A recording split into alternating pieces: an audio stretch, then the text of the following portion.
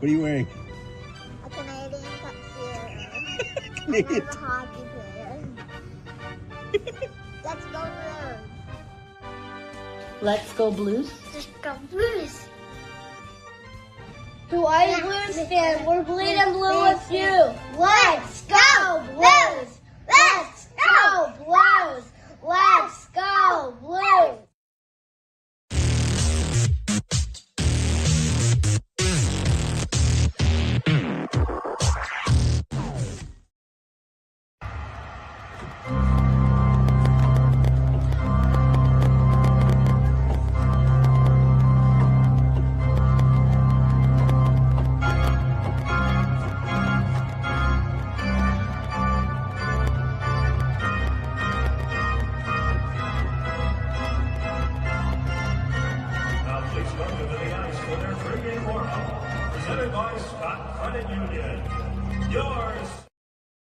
Blue no, whoa, whoa, whoa, whoa, whoa, whoa, whoa, whoa, whoa, whoa, whoa, whoa.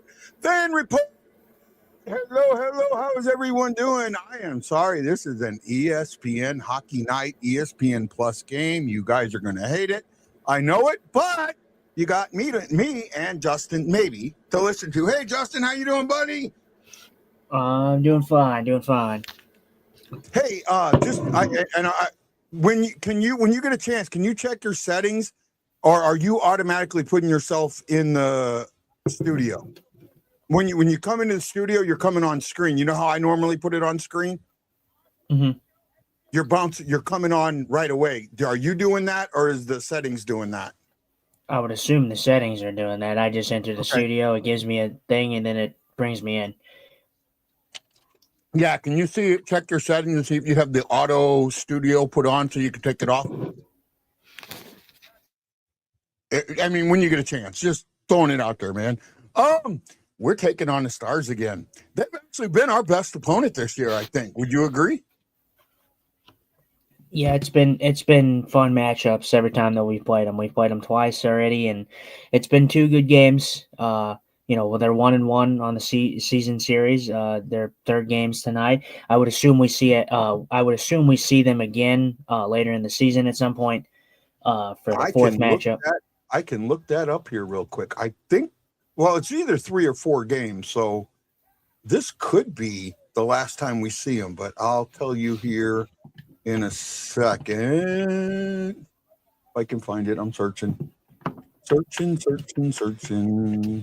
No, you were correct. We will see them one more time. We will be in Dallas on February 4th. So we will see them before the break and then not after.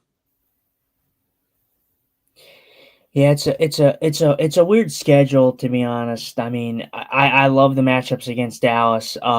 It's just weird. They played Dallas a little earlier in the year, and then they're going to see Dallas here, and 3 times in the next coming weeks here, which I don't hate it. I feel like the schedule, schedule is kind of a different topic for a different day. I'm not a huge fan of how they lay out some of these schedules.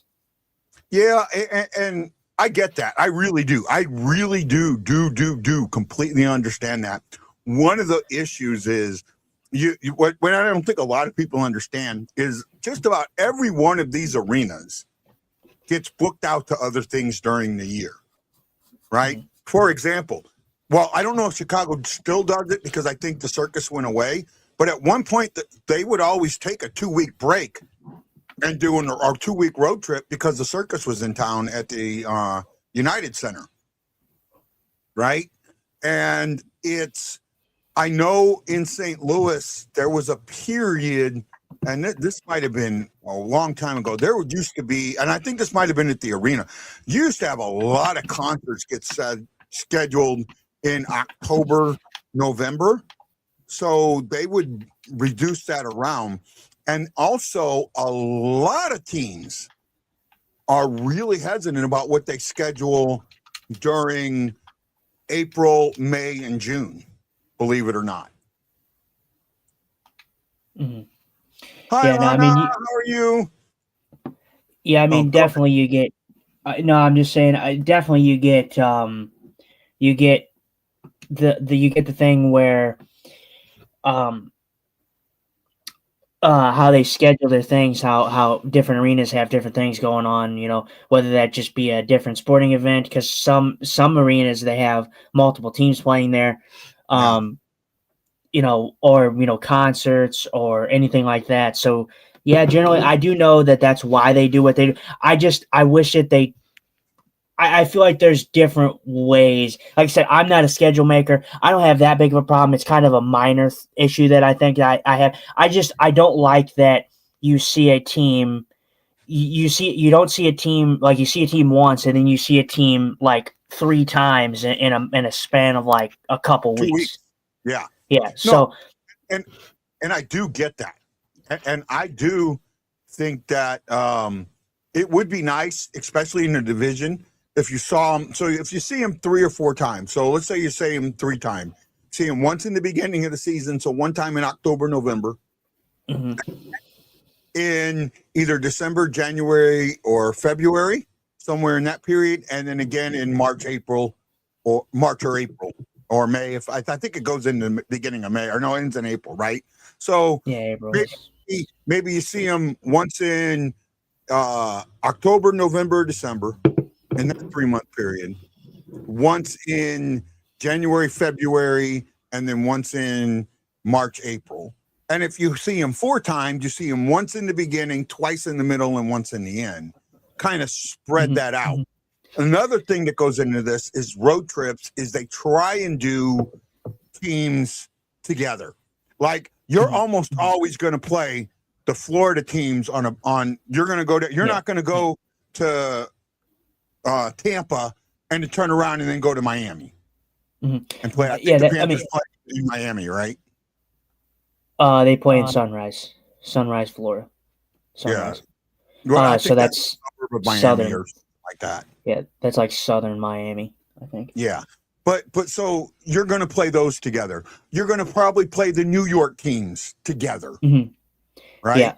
So that does affect some of it too. Yeah. Well, and you get the Canadian swing of games. The West games. You see the West Coast teams. I don't have a problem with so much of that. For me, I think that they could definitely do the schedule in a way to where you don't see. Like you said, don't get me wrong. This is the Blues' best matchup. Like I always enjoy watching the Blues and Stars because they're both stingy teams. They both play exactly the same, pretty much. They're both very stingy defensively. They just are competitive teams towards one another. So I enjoy watching the matchup. I don't like having to see those games wasted all in 2 weeks. Yeah, and you know what? I'm full on board with you. Full on board with you. The other like we're talking about that, but my biggest issue is we won both those games, but I look back at the Montreal games. We played Montreal twice. The season series is over.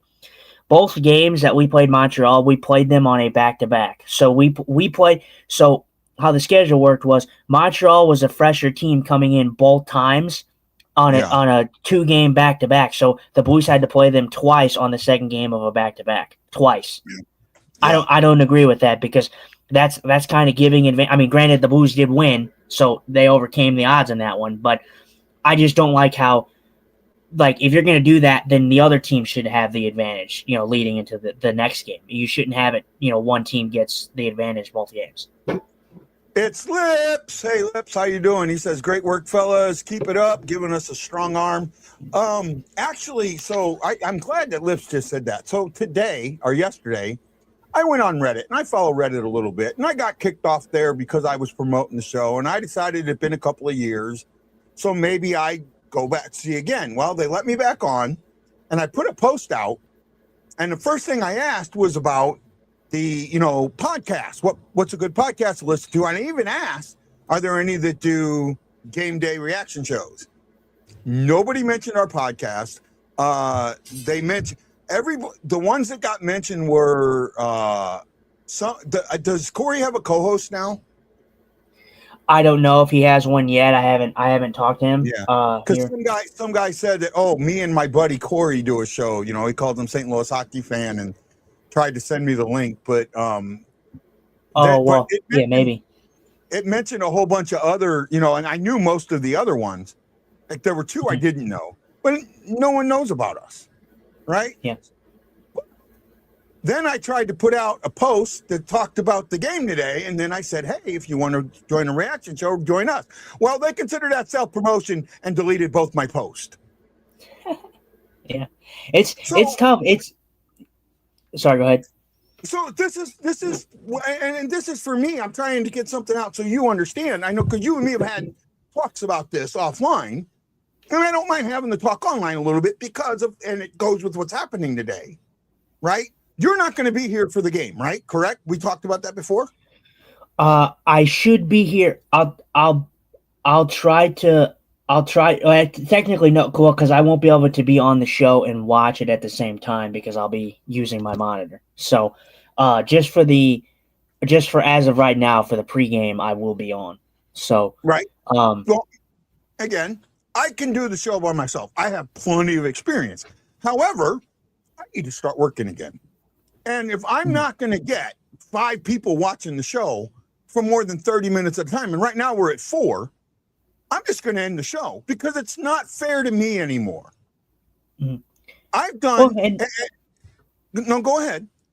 No. I was just saying. I mean, I get where you're coming from. It is the pregame. I'm not too worried about that. I mean, no, the Blues aren't the game's not on our channel right now, so it's on ESPN, so it won't start yet. So I don't expect too much of a demographic right now. But I mean, maybe that might change when the game starts. And I hope it does. And if we can keep up, 7, 8, 9, 10 people during the game, then it's worth it for me to stay on.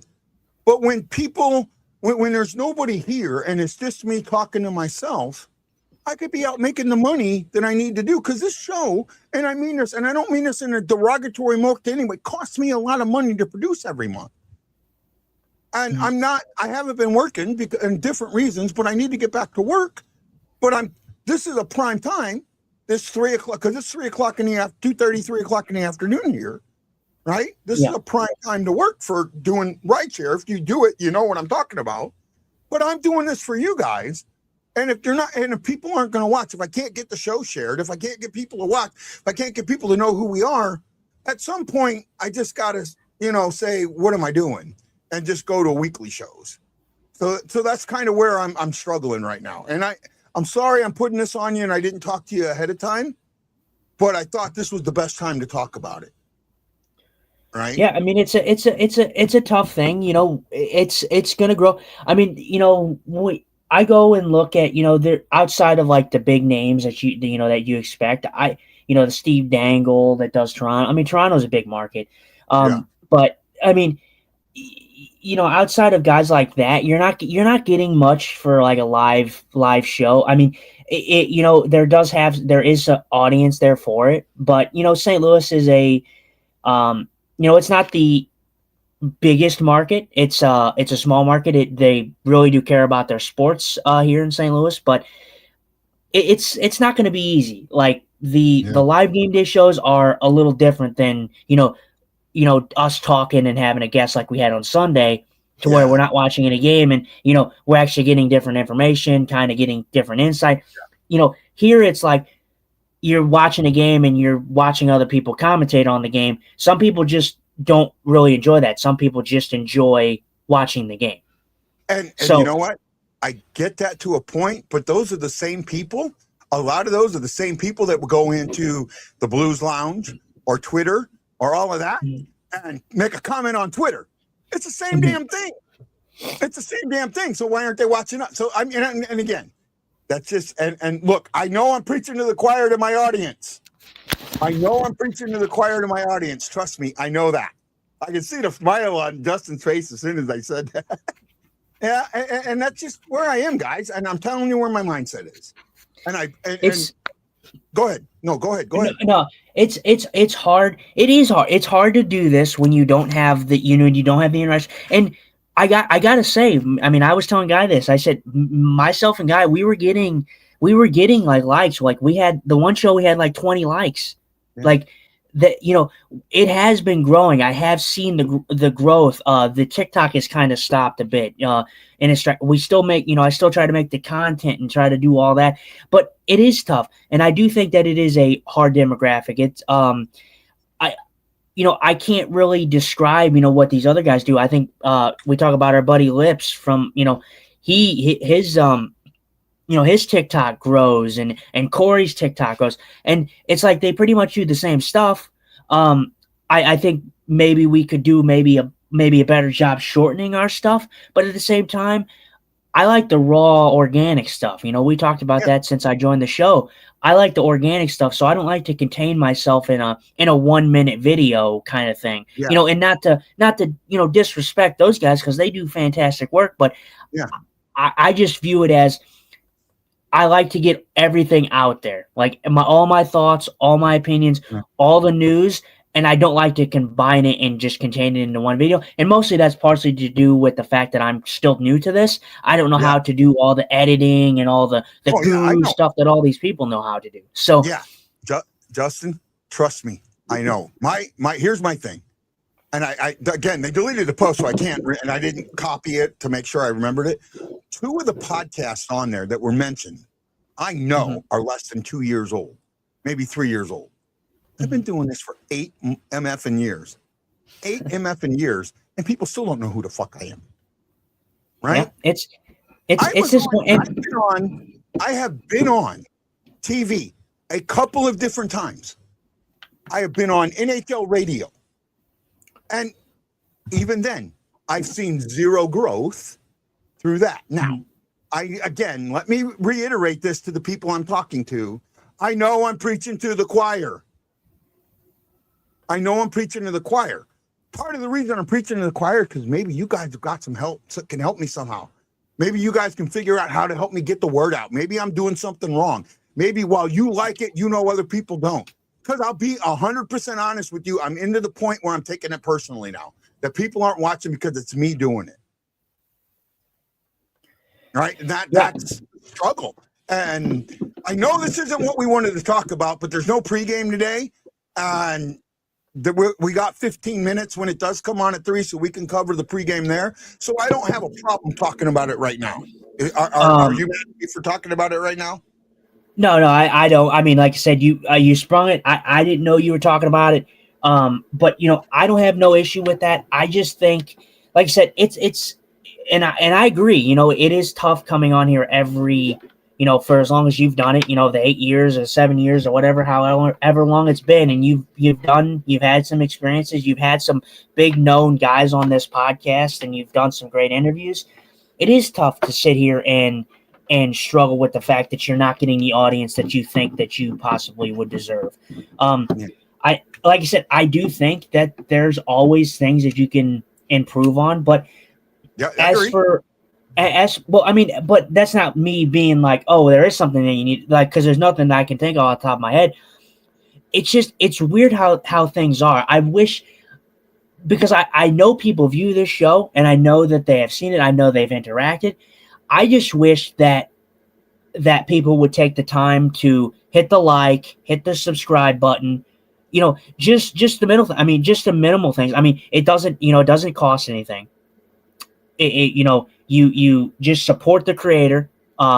Just support us if you enjoy what you're watching.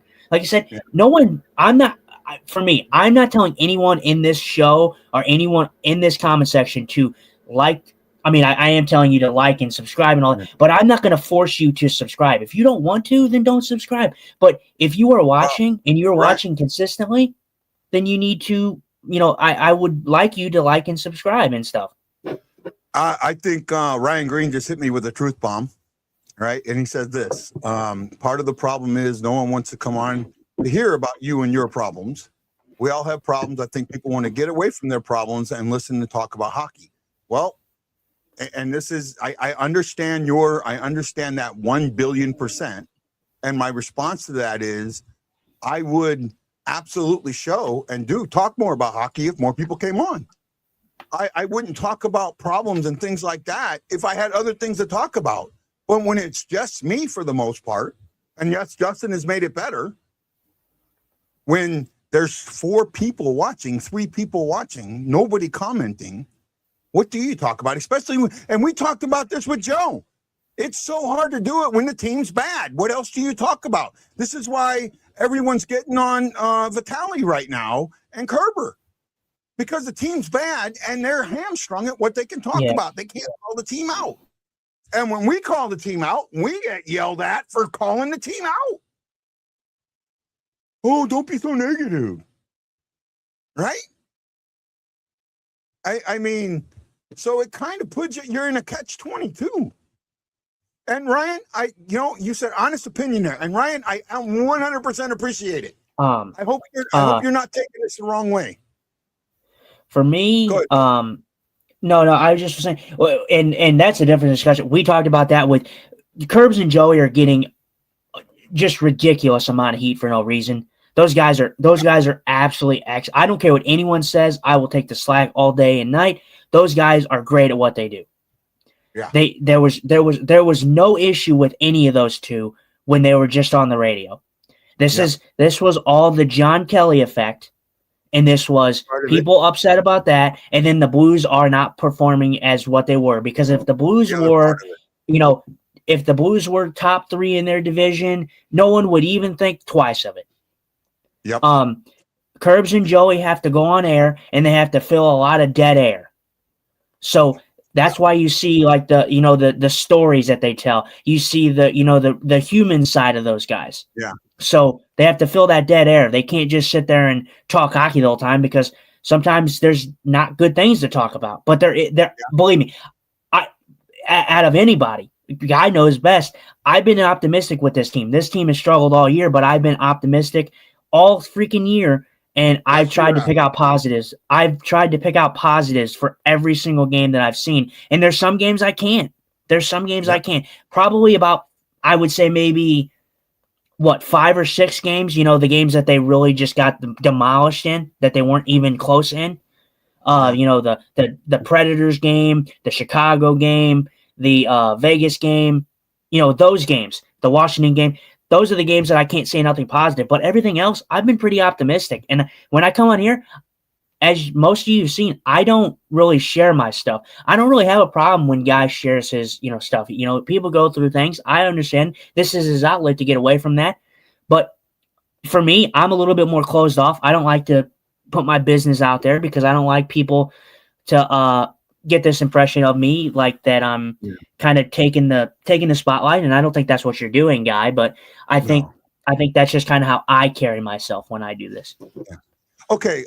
While I want to get to some comments, and the first one is this here: Robert Thomas to the Red Wings, let's go. And then this is from Dr. Detroit, and then he says later, this is per Rutherford, Nate Danielson, Trey Augustine, and a second per Rutherford. I say the Blues say no. Because I'm not giving up. I want a first. Yeah. And I'd actually want another. I want something more in that. That's not enough for Robert Thomas. Yeah, in that. No way is that enough. That sounds like a horrendous trade. That sounds like a awful trade. Trade. And then here we go. We got Aaron's goes, you, Justin and Guy, a bunch of legends. Let's go Blues. And then Ryan says, haha, if Aaron heard the show a few minutes ago. I can't wait till there's a meaningful trade or two. I actually don't think that there's going to be a trade, as people think. They're good announcers. And Chris Shockey had said people mad at Curbs. Our normal brain has ADHD. I follow him all the way. Yeah, kind of me too. They're good announcers. I think people are just upset the team sucks. Possible. E says call a spade a spade. You know what, E? There's a problem with that. And I understand where you're coming from. Unfortunately, the announcers work for the team, right? And the last thing the team wants, and this is the problem. You need a paradigm shift here. The last thing that the team wants is someone talking negative about them. So they don't want the announcer to talk about how bad they've been. They don't want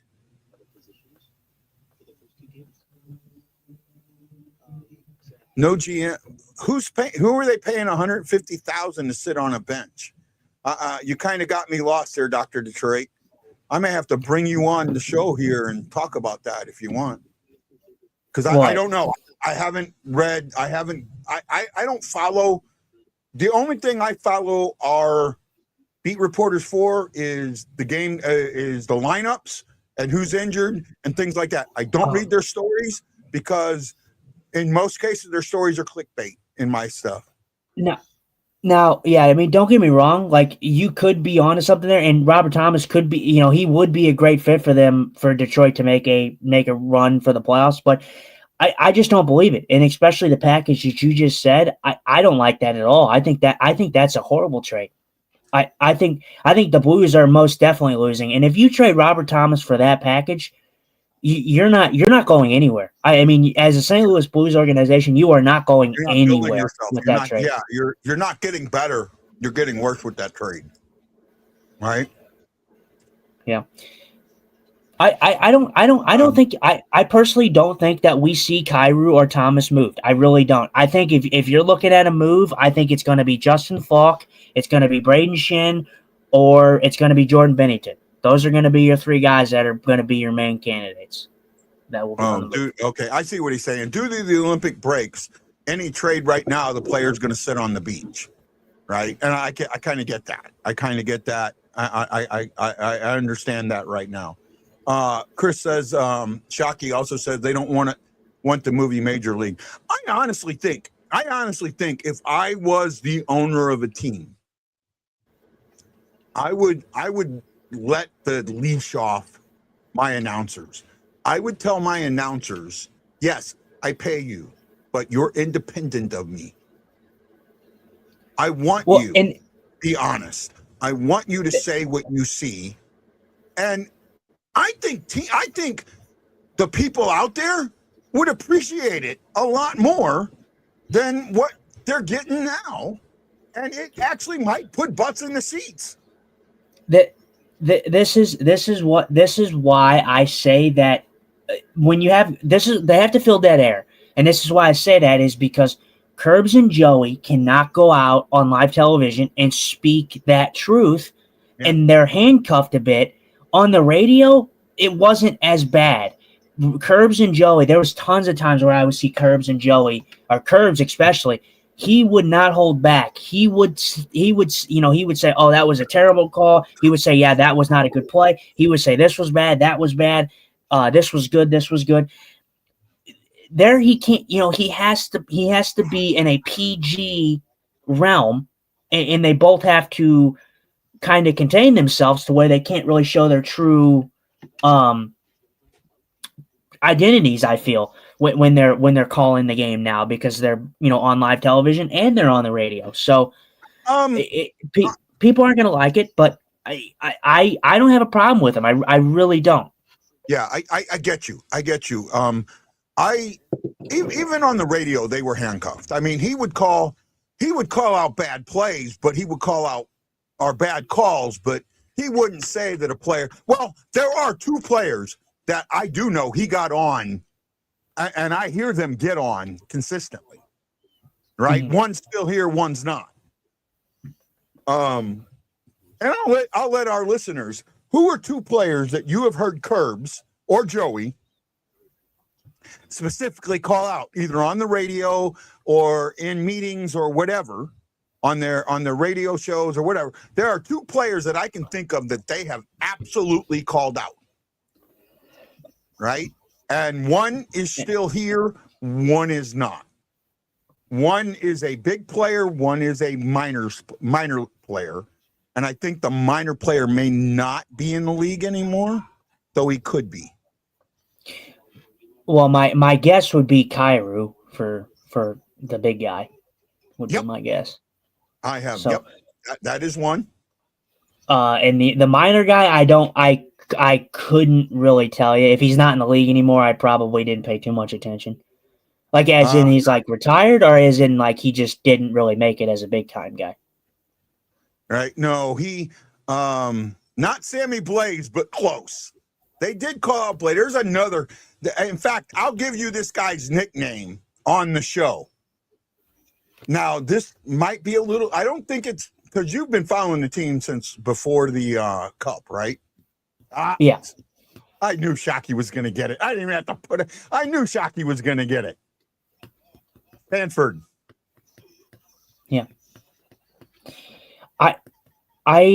And like I said, I get it. I do think, but that's the thing, guy. That's why I've been saying that the NHL, they don't want to have the accountability for like coaches and I know that they take accountability sometimes, but it's like the same thing with coaches and players. They all go in and say the same freaking thing. They're asked the same questions.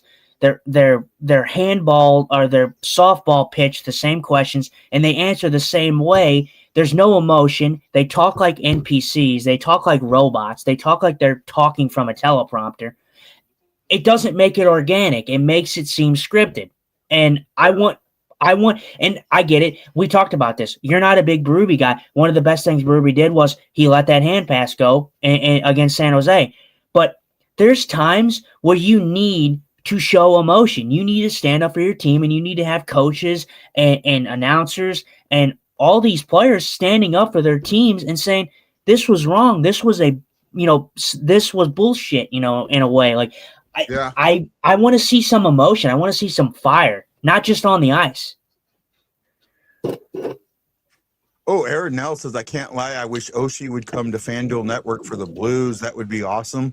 I think Oshie's divorce with the Blues was a little messier than people knew about. I even when he came back, it didn't seem like it was, oh my goodness, Oshie's back and he's going to be announcing the game. It was like, Oshie's back, right? And you're right. They get fined if they do. The one that started this, the one that really started this was the NFL. And Goodell, I think it was Goodell. It might have been the guy before him. I can't remember. With Protect the Shield, right? The Protect the Shield, the NFL Shield. That thing. And I know with the NBA, it was Protect the Logo. Or Jerry West. Jerry West was the logo. That was his nickname, the logo. With the NHL, it's kind of that Protect the Shield type of thing. And here's the thing. Right? This is the problem that people have forgotten. And it's an overall thing. Oh yeah, we did see Berube's 60 stitches. Someone posted a picture and they had said, what happened here? Wrong answers only. I wanted to say Jordan Kyrou saw Berube outside the arena and just started firing pucks at him. You know what, and that's kind of, Berube, man, he took a hell of a bump. But I'll tell you what, speaking of Toronto, and we're talking about this, and we're talking about like kind of emotion, and I don't really agree with what he did. I don't know why he did it, but William Nylander, he got fined for being in the press box and flipping off the camera that panned to him. Yeah. I don't know why he did it. So there's things that obviously you have to keep within the boundaries. Like, I don't want a player coming into the presser being like, F this, F that was effing stupid. Like, but keep it in the boundaries, but let them go out there and speak like human beings. Yeah, no, I'm believe it or not, I'm with you there. However, for me, the finger crosses the line. Okay. Oh yeah. The- Oh, I don't know why he did it. It was so stupid. I don't know why he did it. There was no reason for him to do that. He was just sitting in the box or sitting in the press box, and then he just randomly flipped off the camera. I don't know. I absolutely 100% agree with you there. It was too much. Hey, Daniel, how you doing, buddy? Welcome to the show, Daniel. It was 100% Finable.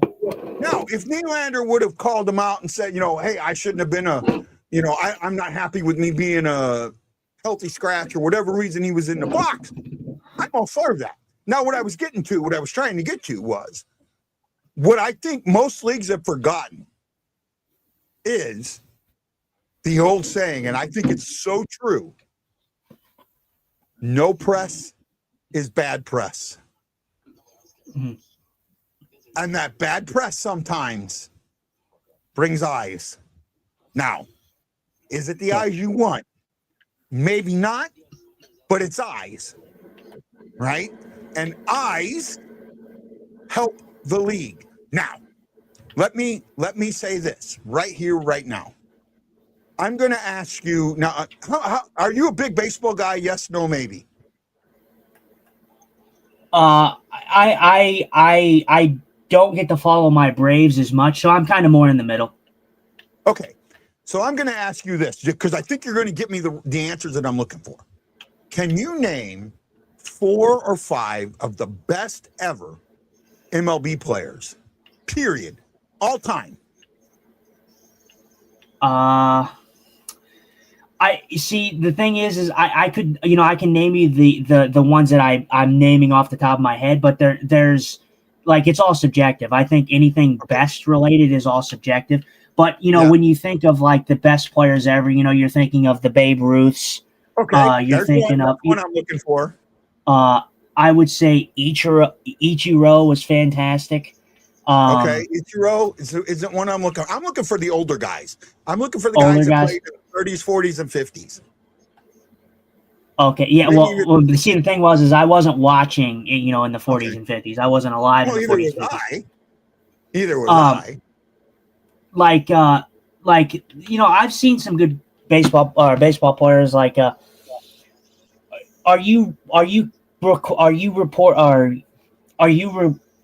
what's the word? I'm freaking messed up here. I'm all jumbled up. Oh yeah, are you referring to like the players that like kind of did the game with integrity and not like used like steroids and stuff like that? I'm actually speaking of the opposite. Babe Ruth, Ty Cobb, not Honus Wagner. There's other. Those are the two that come to my mind. If either one of those guys, here's another one. Mickey Mantle, right? Mm-hmm. If either one of those 3 guys played in the league today, they would be kicked out of the league. Mm-hmm. Would Barry Bonds be in that category? Maybe. Roger Maris was a good guy. There were good guys, okay, in that period. But some of the best ever weren't. I mean, Babe Ruth used to come to the baseball field drunk continuously, right? Think about the 80s guys. They were all hyped up on cocaine, right? Yeah, I feel like Babe Ruth, because Babe Ruth was, he was the big like kind of coming of age. Like he was the source that like kind of got everybody to forget about, that was in the Roaring 20s times. Yeah, that was the golden age of sports. He was the first player to make more than the president. He was not CEO type person, but he was the first like person, that normal person that was making more than the president. And by the way, puck drop. So if you got to go, I'm good. But it's a good discussion. Yeah, I actually am not on the puck drop or anything right now. I couldn't even get it on. But yeah, I guess the one piece of news that we forgot was we didn't cover, but obviously we saw Stenberg getting sent down to the AHL. So Stenberg, I keep putting the eye. That wasn't reflection. It wasn't a reflection of his play. The reason he got sent down, I think, was the fact that he's going to play while the Blues and everybody's on break. Yes, if he would have played one more game, he could not have gone down during the break. Yeah. Right. So this allows it him was to go not a down there. reflection of his play. No. Right. And also Thomas and Sundqvist were getting in work on the ice today. So that they're possibly close to coming back. One of them is close to coming back. So they were going to need some roster space anyways. And I always said Steinberg was going back down. Aaron asked if we watched the movie 61 with the asterisks with Roger Maris and Mickey Mantle. Yes, I have seen it. I had it in Blu-ray. I loved it. Richard, I seen that. I seen your comment. We were talking about something else. He says, better blue, Pietrangelo or Pronger, Tarasenko or Prawn, Schwartz or Dimitra. I have an answer to all three of those. Right? I'll go with so we'll ask this one while the game's going on. Pietrangelo or Pronger, and I'll let our audience fill it out first. We're going to do the first one first. Pietrangelo or Pronger, who is the better blue? I have an answer to that one. Go ahead, guy. Oh, I'm going to wait. Waiting? I'm going to let our audience go before we do it.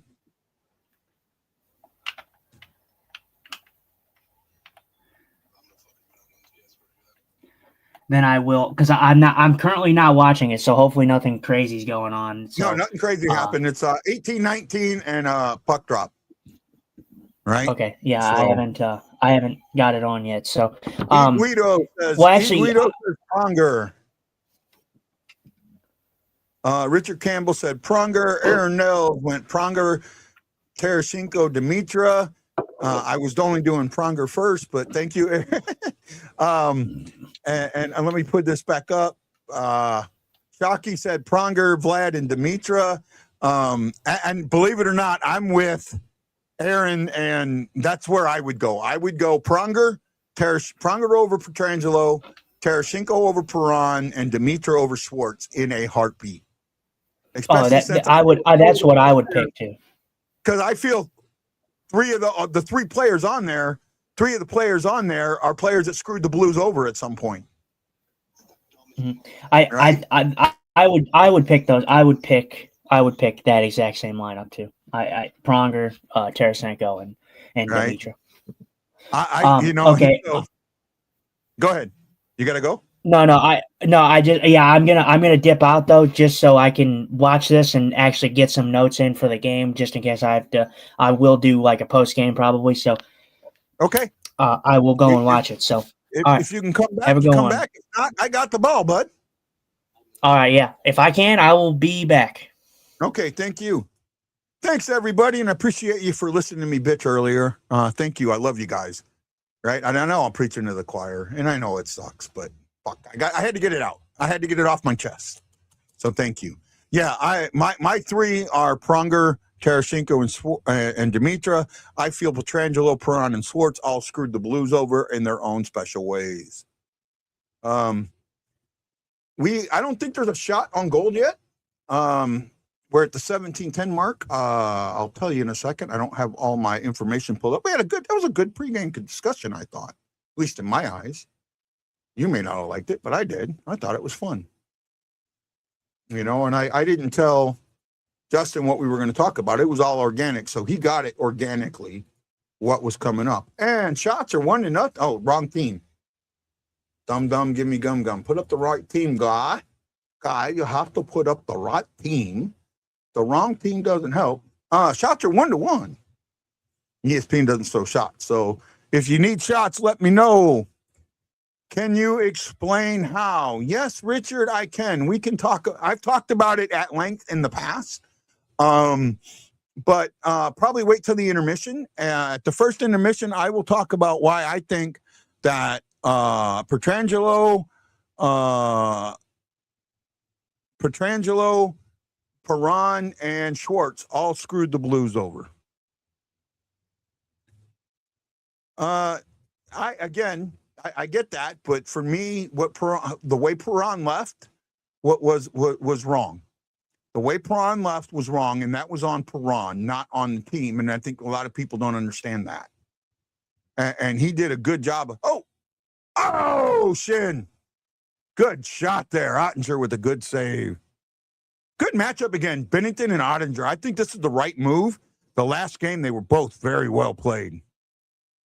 He did come back 3 times. Well, he came back twice. He played 3 times. He came back twice.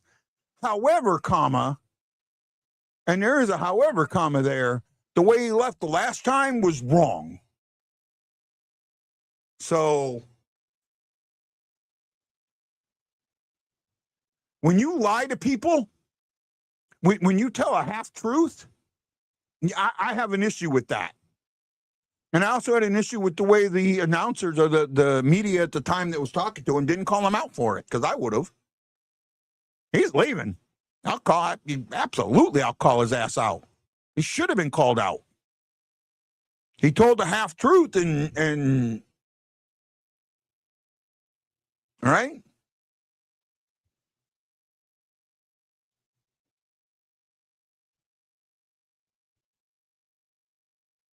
And unfortunately, most people heard exactly what they wanted to hear, and now my internet's acting stupid. Damn it. I might end up falling behind. I got to keep an eye on that. I'm already falling behind. Jump up a few seconds. There we go. Shots are 3-1 in favor of the Blues. Let's go Blues. Let's go Blues. Let's go Blues. I used to have that on here.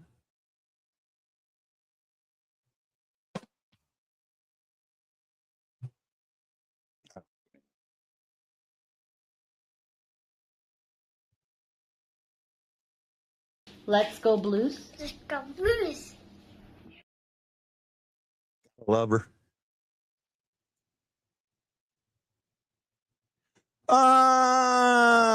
Yeah, but that had more to do with the media than it had to do with Tank. That had a lot more to do with the media than it had to do with Tank.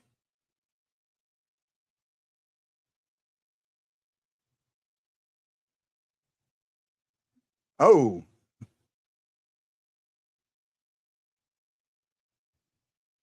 Oh, yeah, that was the Blues are going to play. Oh, that should have been boarding. That should have been a 5-minute boarding. That shouldn't have been a 2-minute cross check. That was a boarding. That was an absolute boarding. Okay, I'll take it, but that should have been looked at for boarding. Here come the power play. Nice one-timer, but blocked. Still with me, Richard? Richard Campbell, king of the internet.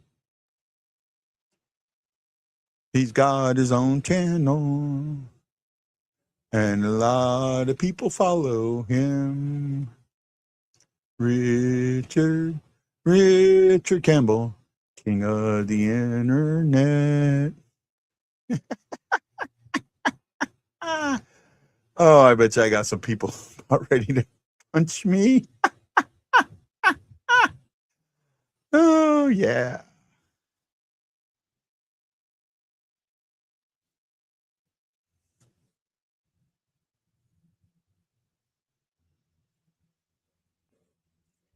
Yeah, I know I'm weird. Weird.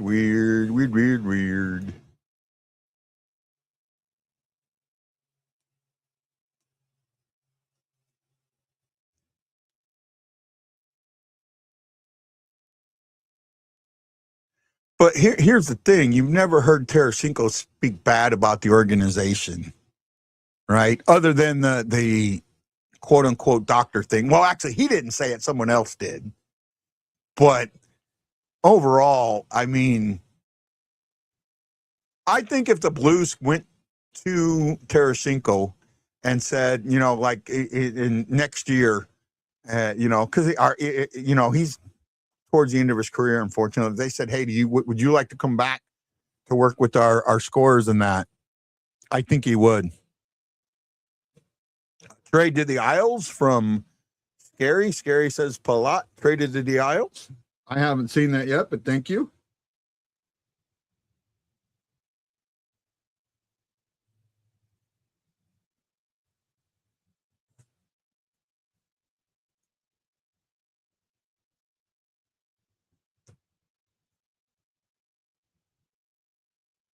Well, here's Luke Corrick saying if you want to see how not to enter the zone, watch the 2 minutes of that power play. And yeah, he's kind of right.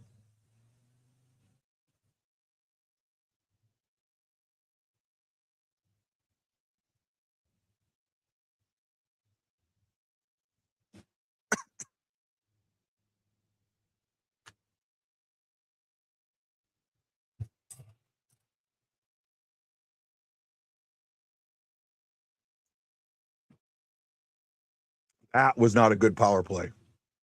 Not a good power play at all. Now I'm buffering on my TV.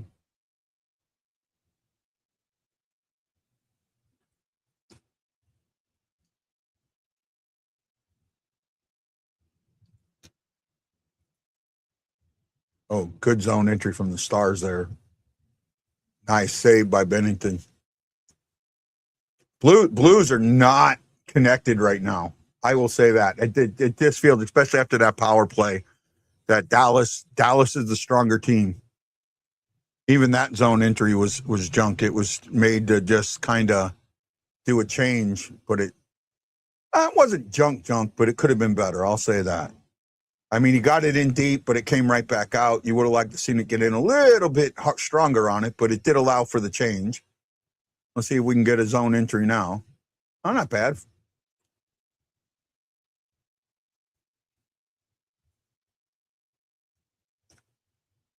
Nice save by Ottinger there. Good shot. Good. That was a setup play. Good shot by Falk. So moving the puck around. Shots should be 4-2 in favor of the Blues. But we'll see. I haven't seen it updated yet. Oh, commercial break. Commercial break because the Dallas Stars are at the St. Louis Blues on ESPN Plus. So while we're at this commercial break, I will discuss a couple of the. Are you still with me? I want to make sure that Richard Campbell's still here. Are you still with me, Richard? Are you still with me, Richard? Are you still there, Rich? We'll see. We'll see. Dun, dun, dun, dun, dun, dun, dun, dun, dun, dun, dun, dun, dun. Aaron Nell, Daniel Rehus, Sharon Spink, love you, Sharon. Chris Shuckey, my boy, Joseph Trigg, E. Guido, and Laura Brannon. Thank you for putting them thumbs in the air. And if you do really, really care, give me some stars. Right? Throw some stars my way. You know, they cost like $1.50, and I get that. That buck comes to most of that buck comes to me. So it would be helpful if you can throw some stars my way. It'll help me produce this show. I really do need to really start getting some money in to help me produce the show. I really need it. It's getting to that point. So that's all I can say. Yeah, buddy. Dun, dun, dun.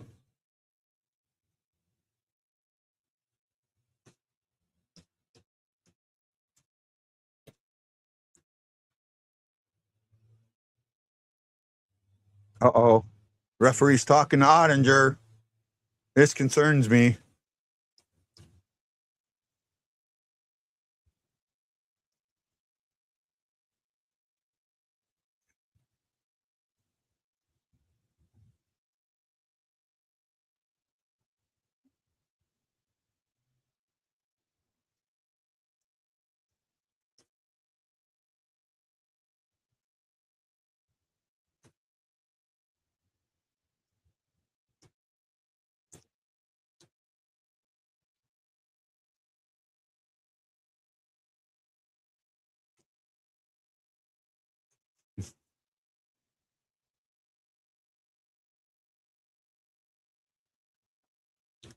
Oh, okay. He's got the wrong gear on, so. Yeah, I mean, these guys have custom skates, so when you're using somebody else's skates, it's got to be hard. Oh! That could have been something. Bushnavis missed one there. Blues missed one there.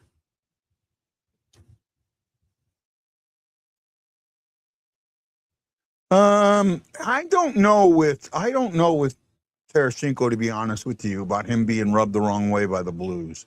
Maybe some of the fans, and the media, but not the team. There's a difference here. I see your point, though, E. I see your point. Oh, Kyrou. Good, solid shot.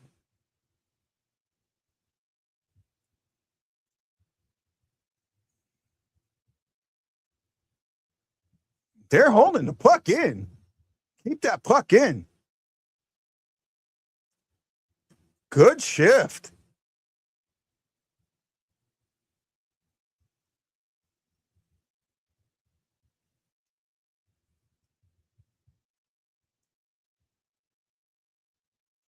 Keep that puck. Keep that puck. Keep that puck. Keep that puck. There we go.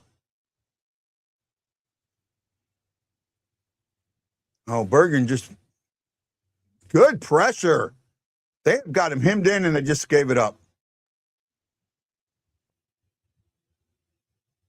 Come on, get it right back in. Yeah, Stars are going to get a full shift. Yeah, now they're going to get a full shift. Good shift by the Blues, though. Good, solid shift by the Blues.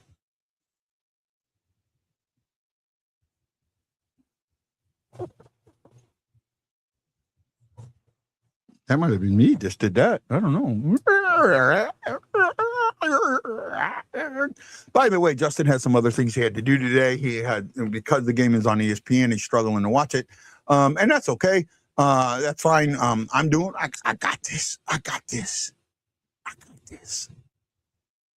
Ryan Green's mad at me. Love you, Ryan.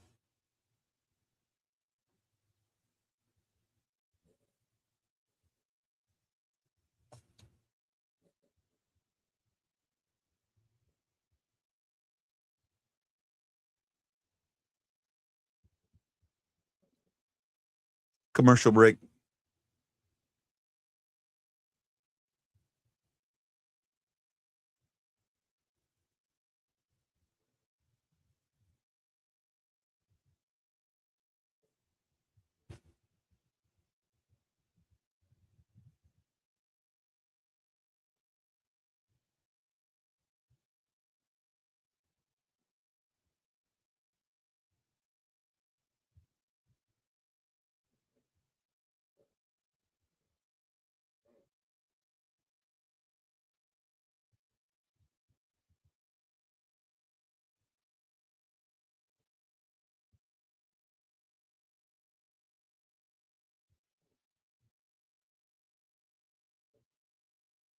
Just waiting for the commercial to be over.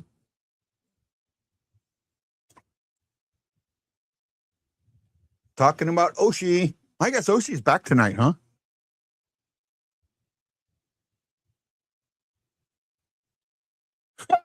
He trying to be funny. Says you got this. Really, when have you ever had this? For about 8 years now, Mr. D. 8 years now.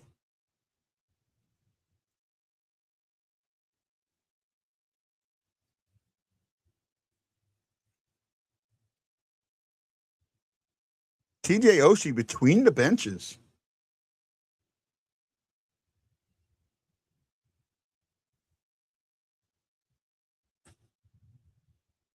Good hit by Fabry there.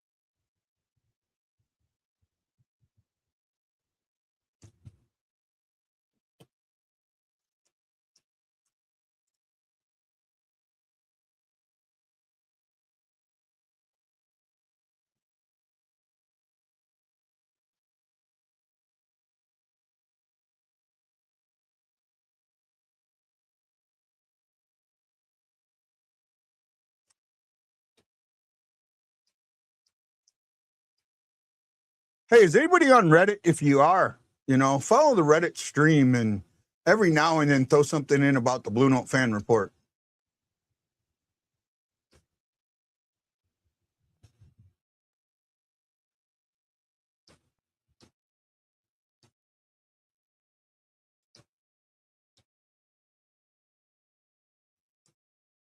The mods on there are just total asses.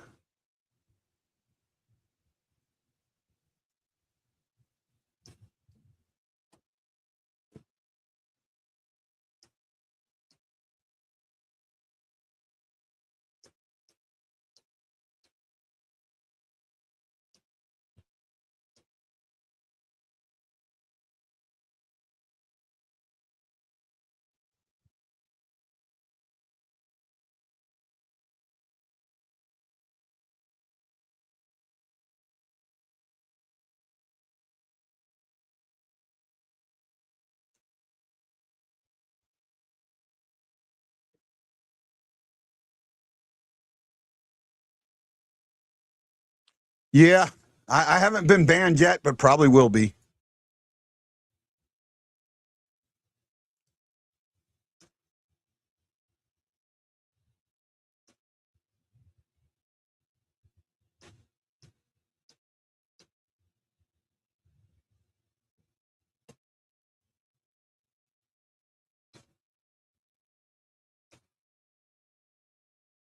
How we doing out there? You guys having fun? Enjoying? Say hi. I got 5 people watching. Can I get 3 of you to say hi? 2 on me, 2 on the YouTube channel. Can I get 3 of you to say hi? I know E's here, so I'll count E as 1. Can I get 2 more? 2 more guys to say hi. Scary, where are you? Richard, where are you? Shocky, where are you? Ryan Green, where are you? I knew E was going to do it. I knew it.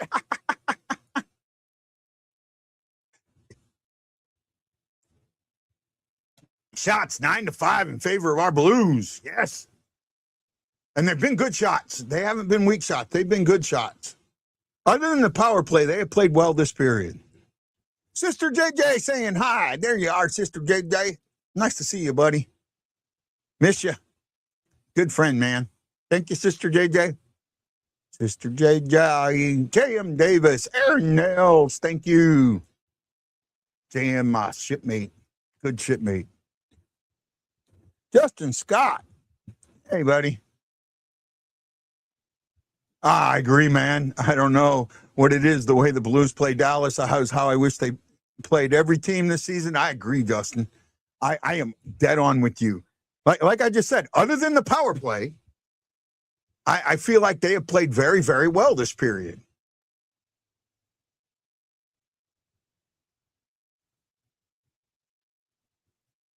Jump up a few seconds. There we go. Shots are 9-6 in favor of the Blues. I'm at the 5:54 mark, and they got a little scrum going on. Scrum, delicious.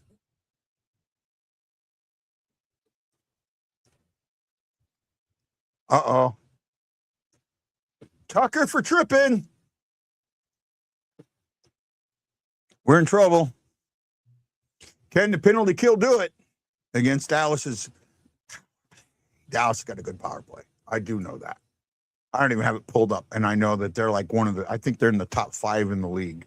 Could be wrong, and I'll tell you here in a second.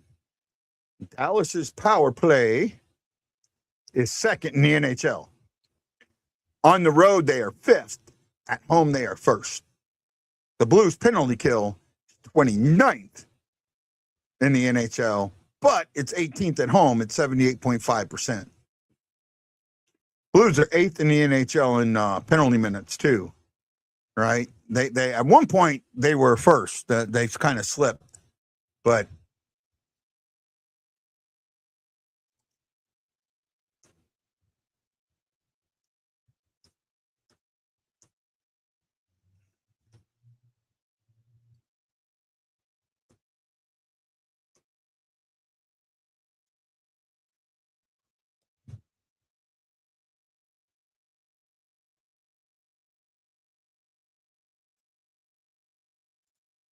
Gotta make some things happen. Love you all.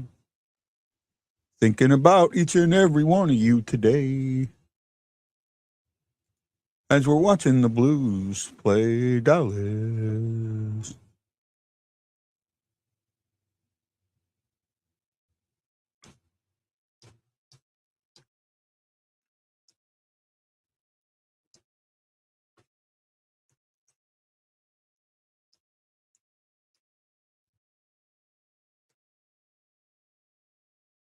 Yeah, that was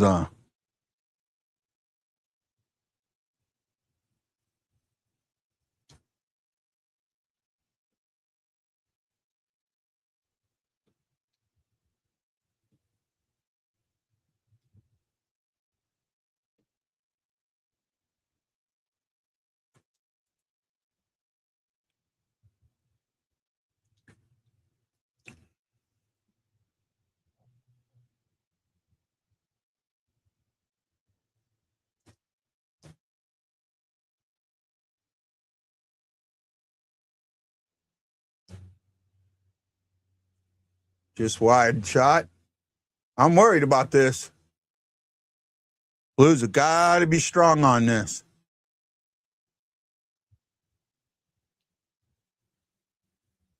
Yeah, I think it is their toughest opponent, Scott. Justin, sorry. Didn't mean to do that. Just popped in there the wrong way. That's what she said.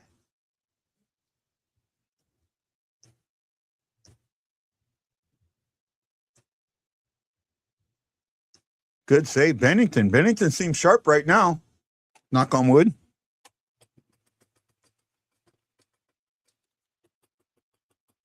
Knocking on a lot of wood.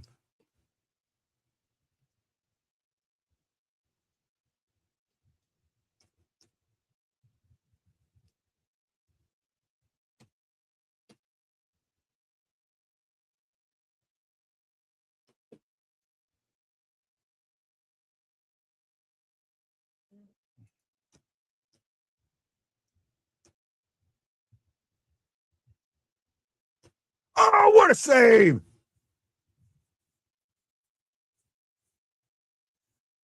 I thought Bennington got something on that. I mean, he had the open net, but I think Bennington got a piece of it, or maybe he missed it. But I thought Bennington got a piece of it. It felt like it.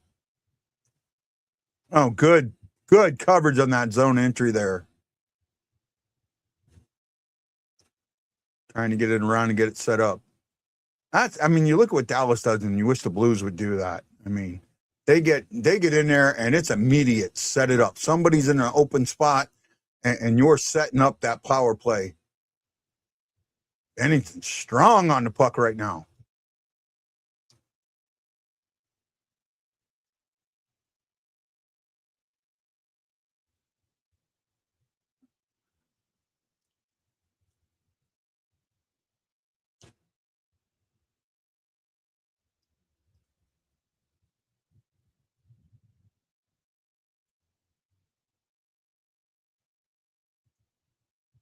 Bushnevich was a big block there, and they get it out. Oh, he's hurt.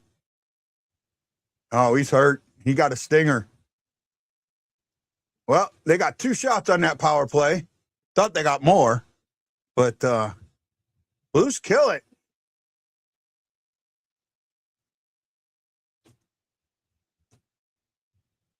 Oh, they didn't get that one out well. There we go.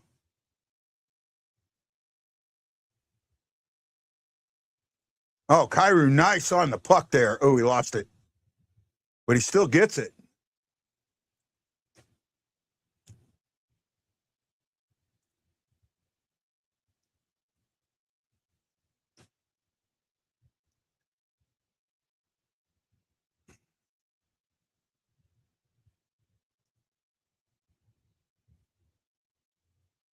Oh, good shot, but nobody in the front of the net. Oh, someone's in the front of the net. That's in the back. Hi, Sam. Hi, Sam. We missed you, Sam. How you doing, Sam? Love you, Sam. He knows it. Yeah, I'm being crazy.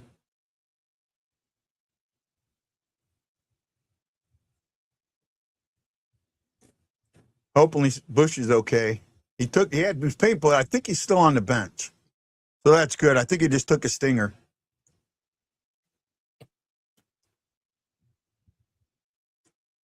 Justin Scott, my co-host, he gave me some thumbs in the air. I should do it too. Yeah, I'll do it. Give me another. Here we go.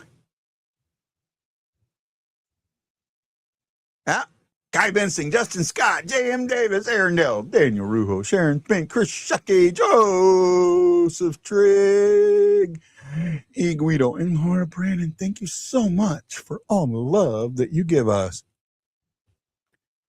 Yes, they have a chance to make the playoffs. Will they make it? I don't think so. Nah, I mean, that's just honest, right? They got a lot of teams to jump. Who knows? You know, they can go on a run. They go on an 8-9 game run. Yeah, maybe they'll get up there, but it just seems to be too much. Oh, you're fine, Sam. You're fine, man. We love when you're on.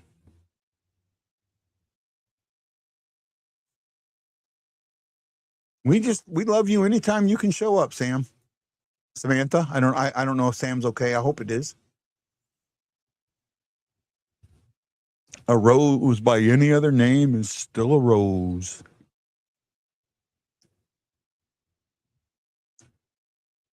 Oh, he lost it there. He had a good move, too. Boberg with a good move. Boberg is really starting to show his offensive prowess. Shots are now evened up at 9 apiece. Been a good first period overall. And with a minute to go, mine went down, so I don't know where we're at.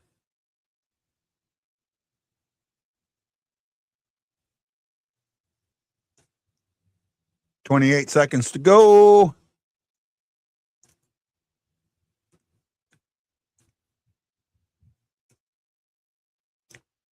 No problem, Rose.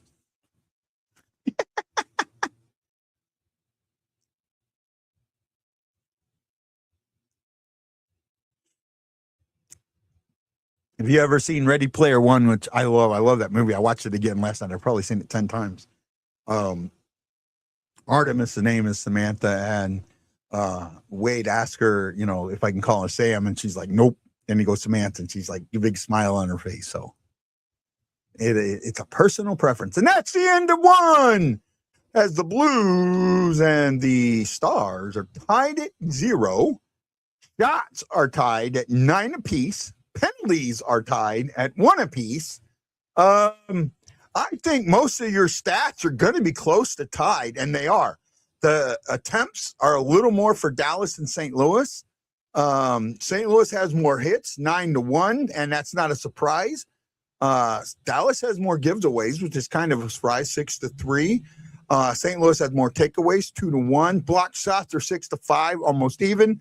Faceoffs are 8-7 in favor of Dallas. I mean, it's split right down, though. Right down. Right down the way. Oh, my goodness. If my buddy Richard Campbell comes back, I'll wait for him, and he says he's back. I will talk about why I think those 3 players, Pietrangelo, Perron, and Schwartz, kind of screwed the Blues. I've talked about it before. It might be fun to talk about it again. Justin says, absolutely fantastic period. The Blues played so great against Dallas, man. It's crazy. These are the games that show me this team is capable.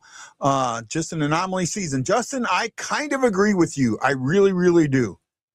I really do. And we had a good talk. If you have not seen the interview we did Sunday with Joe Foresta, please go back and check it out. Joe was on the phone, but it was really, really well done. First time I've done a phone interview in a very, very long time. I normally don't do them, but because I know who Joe is, I allowed it to be that. And it turned out to be good. Had some good stuff to talk about. Right? You know, and I had a different look. Christina, hey, Christina, how you doing? JJ, how you doing? Samantha, thank you. 13 likes today. Getting that feeling.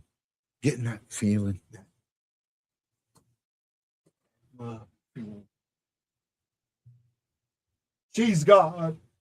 She's got that love and feeling. Yeah, I can be crazy sometimes, huh? Maybe, kind of, sort of. Do you like it? Do you like it? Do you like it like that? Oh, I'm waiting for Richard. Get that feeling, baby.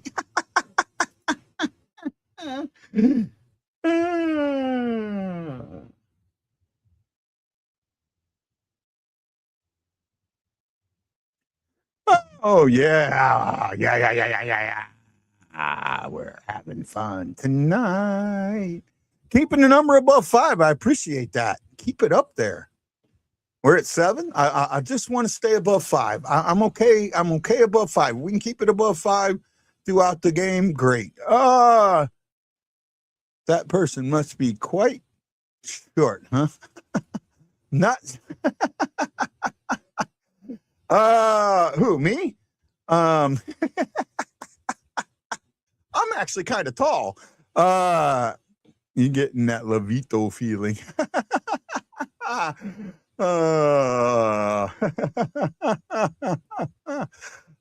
We would definitely have a blast on my podcast. We just ramble on about random things half the time. Sam, that's what I get claimed for doing. No, the hugger. Yeah. Hugger was small. Oh, Drew. Do I know who you are, Drew? I don't think I've seen you on the show before, bud. But welcome. Keep the numbers coming. Share us with your friends. We're a fun show to watch. So let's put it out to you. What are your thoughts on the first period? I want to hear them. I want to hear your guys' thoughts on the first period. To me, one of the Blues' better periods of the year. They played Dallas really well, and they even up. You know, the stats show it. My eyeball showed it. Other than the Blues power play, I feel the Blues had a good period. Dallas had a good period overall. Got owned a little bit early, but they came back. Right? Dun dun dun dun dun dun dun. But let's go. Absolutely, Sam. Anytime. I don't watch, and be honest, I don't watch a lot of podcasts, but if I have time, I will watch yours. And, you know, I have a reason for doing it because I feel like I get too critical, right? When you do this, it's hard to watch other people's stuff because you feel it's like comedians. Some comedians do not watch other comedians no matter what, right? Unless they're at a show, they won't go out of their way to watch them sometimes, but not often because they'll get critical or they're worried they'll steal shit. So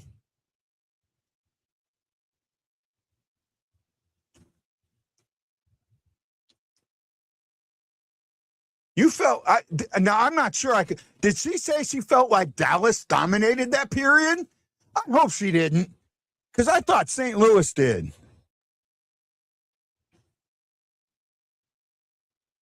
Okay, I think I remember that now. Okay, I think I remember that now. Oh yeah. Okay, yeah.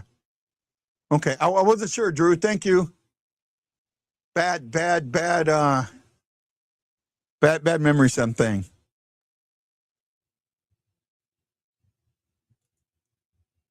Yep, I don't watch other fat asses. You watch me, fish. Blues power play is offensively anemic. Justin, it was that time. I really was. Normally the first one's good and it gets worse after. Hopefully they figured something out in that one and they'll get better and get better entries. They'll figure something out with Dallas. You got to move the puck with Dallas. You got to move the puck. You got to be moving your feet, right? You got to get them. You got to kind of get them standing up at the blue line and move your feet. If you do, you got a chance. If you don't, you're going to get owned. So that's the way I look at it. You just got to move your feet, right? I said fat, not bad. I'm kind of fat. Well, I guess not. But the last time we went fishing, who got outfished? Me or you? Not by weight, but by amount. Because weight, I think you probably got me. I think the 4 you caught weighed more than the 8 I caught combined. I think they did. I caught smaller ones. You caught the bigger ones. I'll admit that. But I did catch more that day. Caught 7 in an hour, and I got proof of that. I don't think, well, in the time that I've been with Chris, I've never saw him catch 7 bass in an hour. The legend grows, I say. I'm not fat, I'm big bone. I'm not even big bone. That's my problem. I'm just tall and lanky. Sunside. Yeah, that is true. I will give you that completely. I will give you that completely. That was a unheard of, because I'd been, like I said, I'd been skunked most of the day, and then all of a sudden it just flip-flopped on me. I'll admit that. And you gave me the bait too, because I was still using you're the one that put me on the chatterbait, so I'll admit that. Because I was still using my whopper plopper, and it wasn't working. It worked most of the time. That day it wasn't. It's a cool bite, though, the whopper plopper, when they hit that. Oh, cool bite. Come on, where's Richard Campbell at? I'm waiting for you, Richard. Where you at, bud? No, Richard? Because I don't want to talk about it if he's not here, because most of you have already heard it. Right? Why I think those 3 players did the Blues dirty. Right? And I've told some people this, and they agree, some don't. So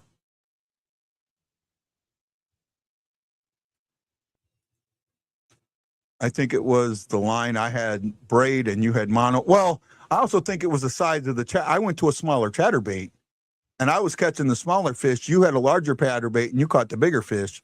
So the area that we were in was it got shallower. So that's why I think I was catching the smaller ones. And I admit, they were smaller. I don't think I caught one over 2 pounds.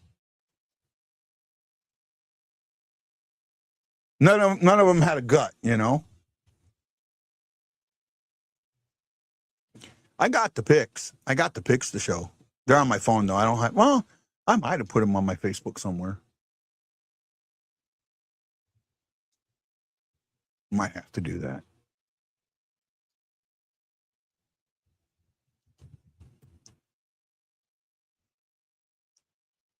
I'm a fisherman.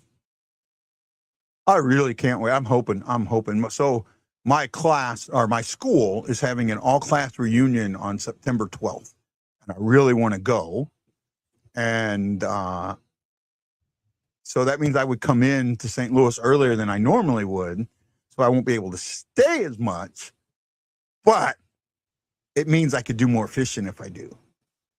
Right? And I'd really love to go back down. I want to hit a couple of the other lakes. I've done Pomme de Terre, which I would do again in a heartbeat, but I'd like to hit Stockton, and a few others down there. There's a few others that guys have asked me to hit. So hopefully I'm find some that'll take me out and work some down there. I'm looking forward to it, man. I enjoyed it. Enjoyed it.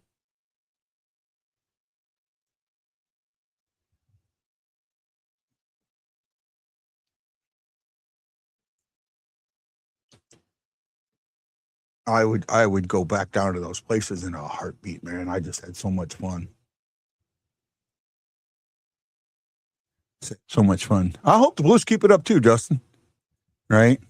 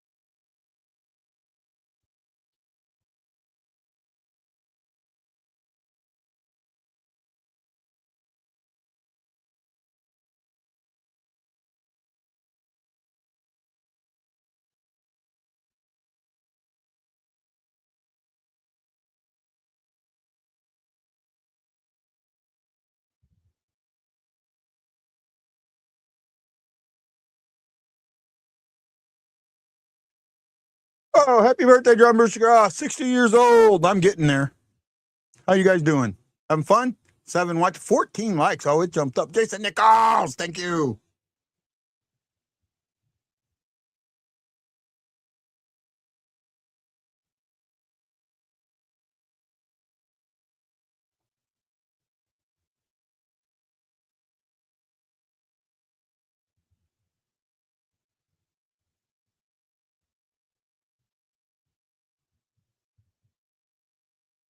Oh, you got a Blues jersey. Way to go.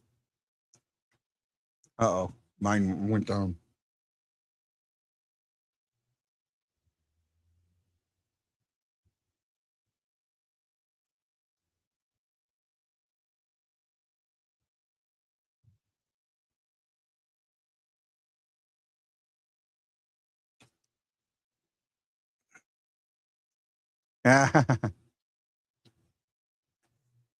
Big birthday, 60. I'm getting there. We got to try Smalley's. I agree. I want to try Smalley's. I really do, Chris. I really do. We'll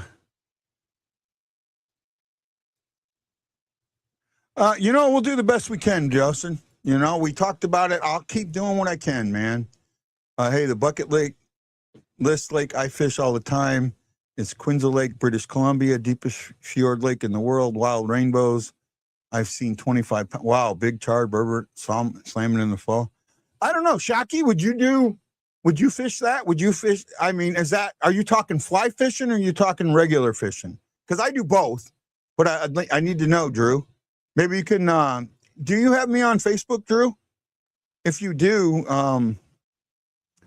you can search my name, and I'm not going to put it out. I mean, most people know it, but if you do, you can. If the Blues keep Thomas and Kyrou, who do you see taking the reins next season? As far as what? I'm not sure what you mean by that. E.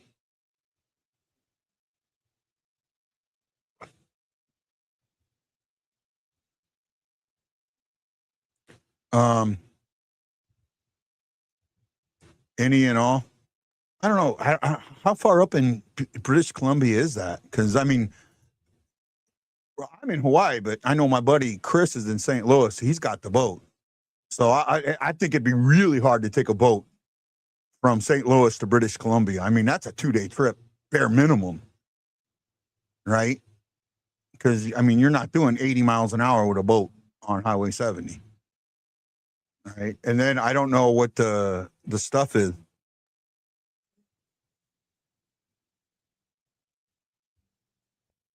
Took me, and I've been on Lake Michigan. I would go back out on Lake Michigan, but we'd have to have a bigger boat. I don't think I'd go on Lake Michigan in a bass boat. I'd have to have something else. Now, I do know that there are boats you can rent up at Great Lakes Naval Training Center. Right. Now, they're not for Lake Michigan, but they are for some of the other lakes. It's mid-Providence, yeah, Province. So that's one where we'd probably have to rent a boat, and I think that'd be kind of expensive if I'd have gone up there, I'd want to make sure I was connected with somebody that was willing to take me out and not charge me an arm and a leg, right?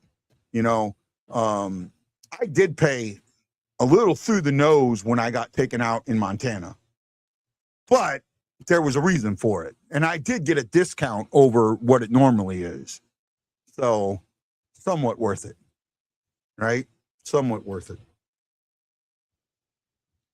I'm ready for this to get back on the game, come back on. Are you ready? I'm not going to Canada. Okay. Well, answer that question. I guess I'd have to go by myself. I would go to Canada. That's one of the places I want to go. I want to go to Canada I want to see the hockey game. I want to see hockey in all the Canadian cities. That is a huge bucket list for me.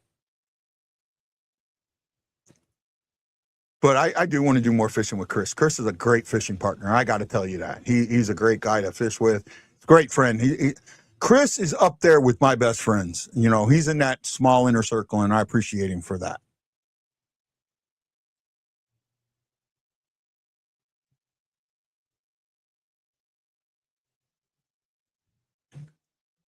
Right.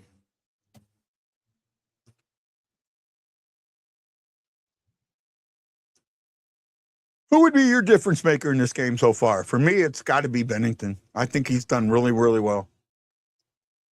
Man, I'm buffering a little bit here, so running into some problems, trying to get through it. Might have to take a break and get me some ice here in a little bit and get me a drink, but oh, they're talking about Cairo, it looks like.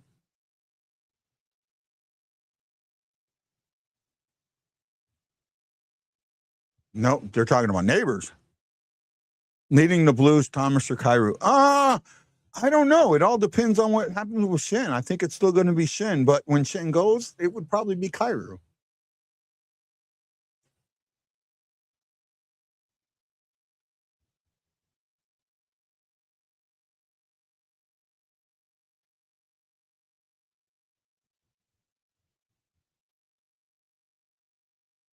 Man, I could see neighbors being a captain or assistant captain. Game's back on. I missed a few seconds, but we're here. We're back. Come on, only 4 watching. Where are you guys going? Come on, come back. Come back, come back, come back.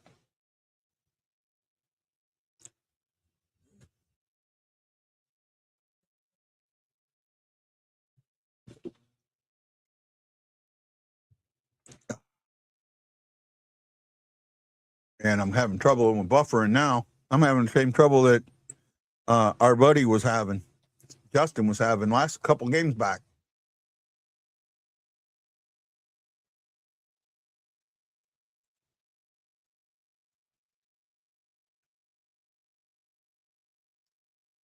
Looks like they shuffled lines a little bit.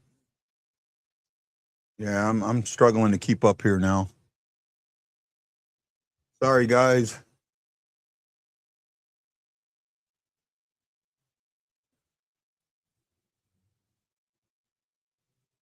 There we go. It looks like I caught back up. I'm at 1929. Oh. As soon as he says, here comes the Blues, they give the puck up.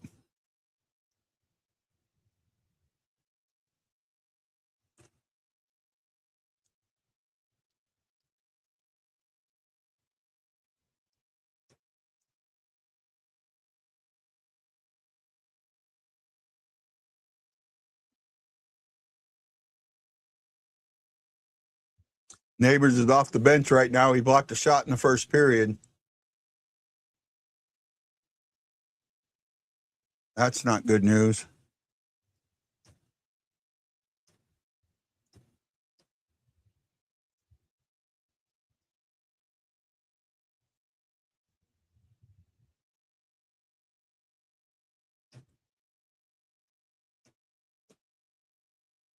Blues are playing a strong game tonight. Buffering again. Oh, we don't buffer too much. Oh, back up to 8. Wow, how'd that happen? Way to go. People, get ready. Get ready to watch some hockey with the BlueNote Fan Report. Get ready. People, get ready. Ready for the BlueNote Fan Report. Fabry in the box. Not good. Oh, yeah. Absolute slash. Got to call that. I'm watching our crappie and Jimmy Houston. Jimmy was catching crappie on big bass jigs, and Mr. Crappie was catching bass on a crappie jig. I would love to see that. You got a link to that, bud? Or was that on one of the freebie channels or something? If you got a link to that, send it to me.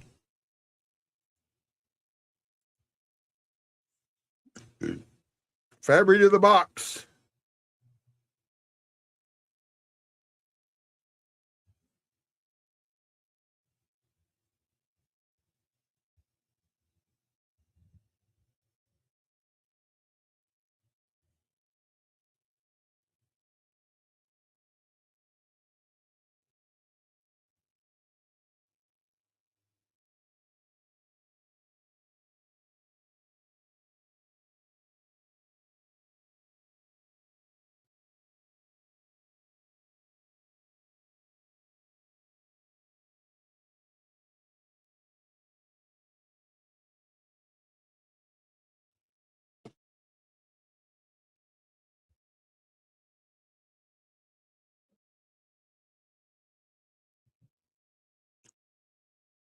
Weird to fish. Okay.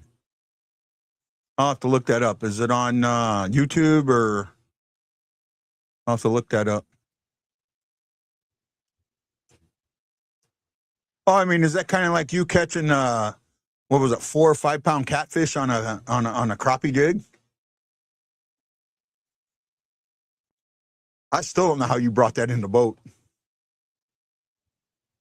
Because that fish did not want to come in the boat.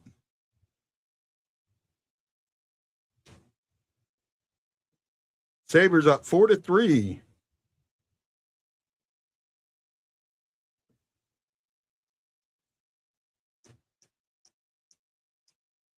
Backdoor feed, and the Stars are up 1-0 on their 10th shot. Ouch, tough one. Power play goal.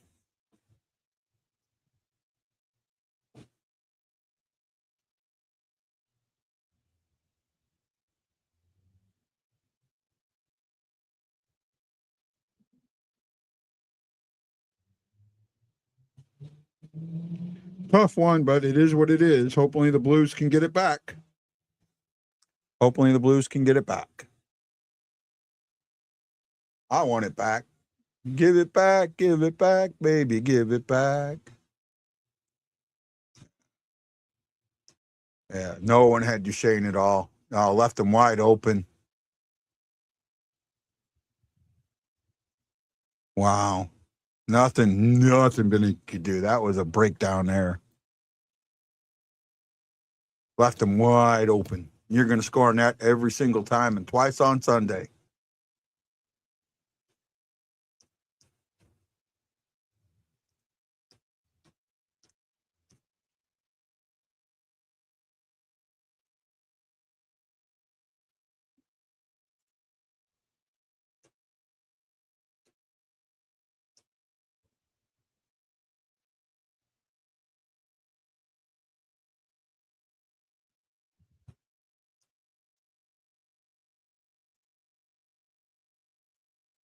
Well,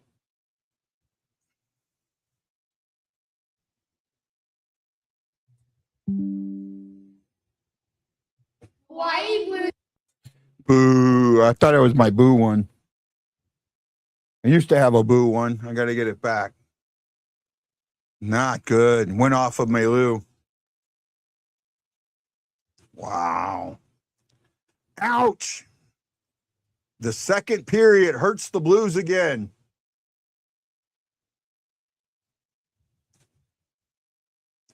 Yeah, it went right off Melu's skate.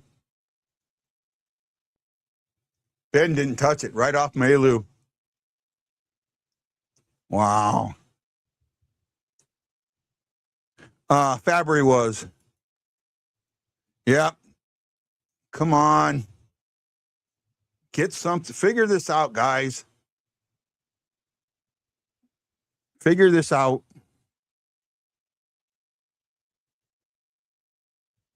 Neighbors is out. Neighbors will not return. They were the better team in the first period, and it goes away so quickly.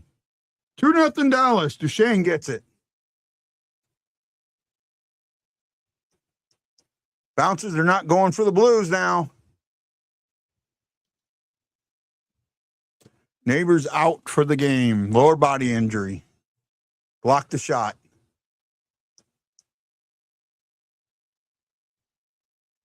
Not good. And I'm having buffering issues.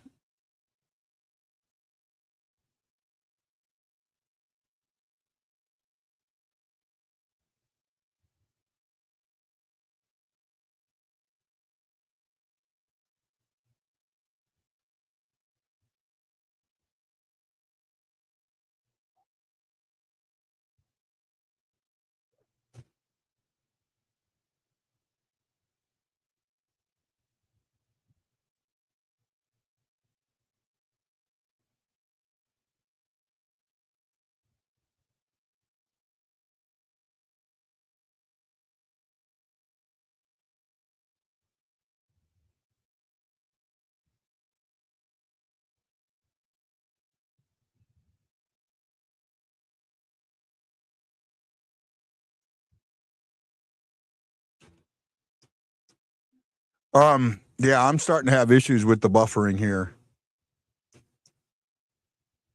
Oh man, they're disconnected right now. Neighbors being out has messed them up. Neighbors being out has definitely messed them up.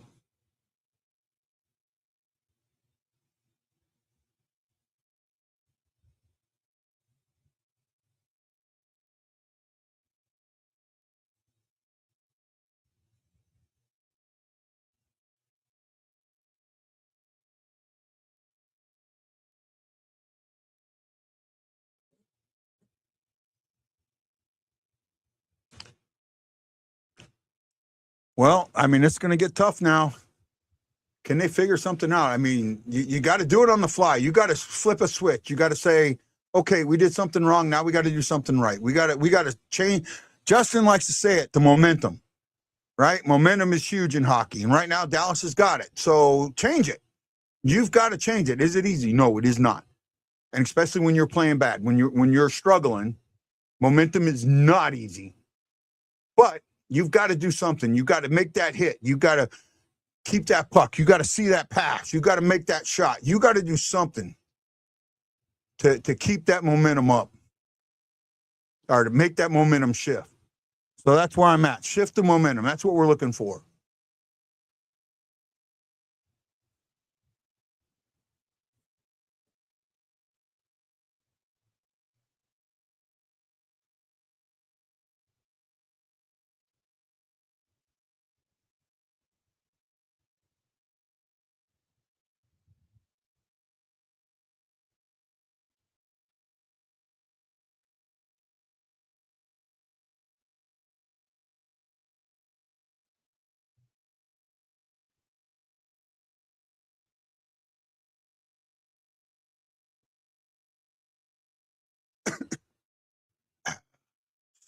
Hard to watch, but we're here.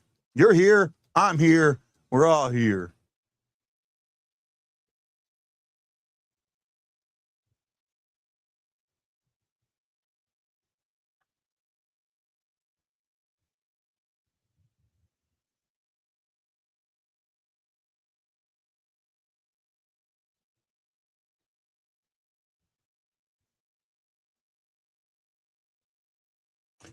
Commercial coming up. Tell me what you're thinking. Where's your head?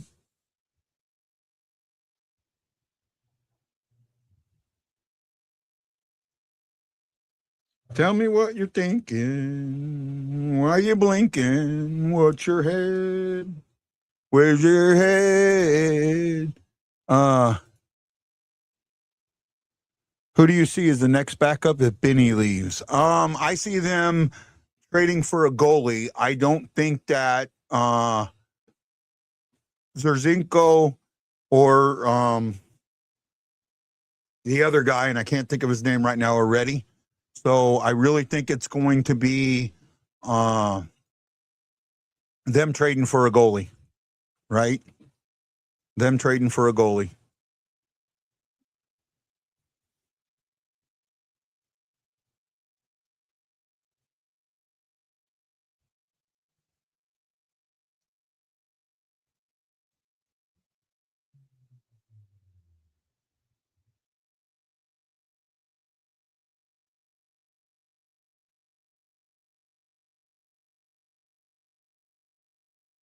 That's who I see. That's where I'm at there, E.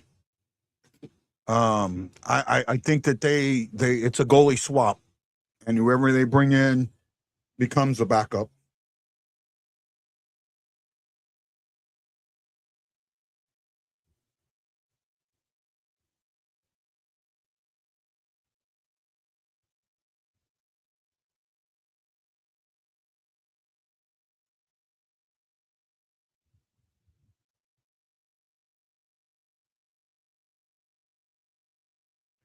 I'm just hanging in there, man, doing the best I can. I'm they're at a commercial break, but I'm running a buffering thing, so hopefully it'll come back.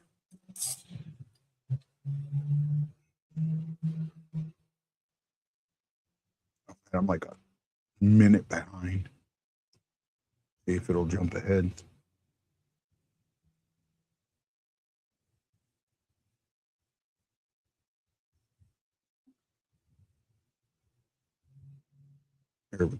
Maybe.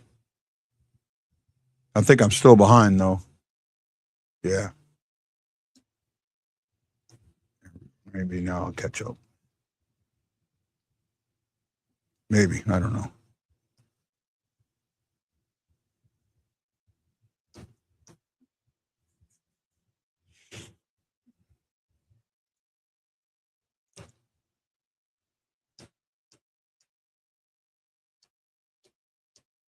Right now, they just cannot get the momentum shifted. They need something. They need anything.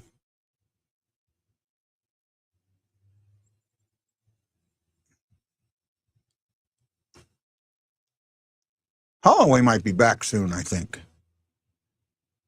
Well, I don't know. I mean, he it depends on that scar tissue, so we'll see.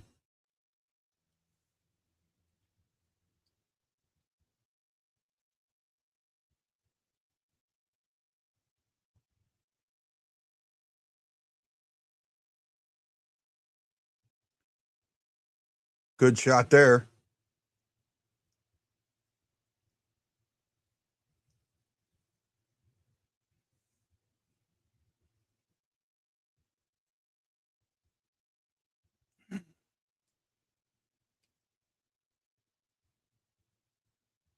No, that would be stupid. You're not wasting assets on a goalie. You need that experienced backup. You need that experienced elder guy to help Hoffer continue to grow. I think you're so wrong there, bud. Sorry, man. Having two basically rookie goalies does nothing for you, right? Does nothing for you. In fact, it leaves you at that point. You're tanking. You're wanting another low pick next year, right? And that's my view on it.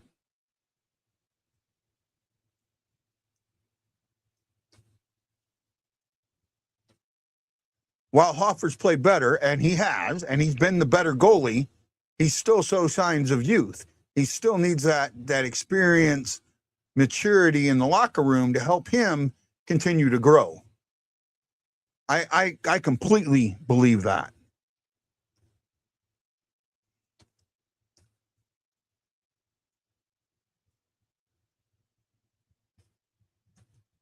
Just can't get they're choreographing everything that Dallas is just standing right there in the middle, and they're not forcing them out. I don't know about needing 3, but I understand where you're thinking. Drew, I understand where you're thinking.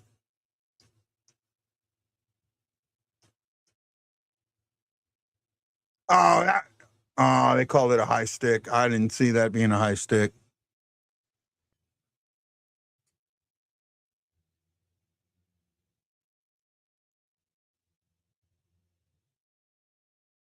Snuggie just hit the post. Hey, guys, I'm going to get some ice and a soda. I'll be right back. Stand by.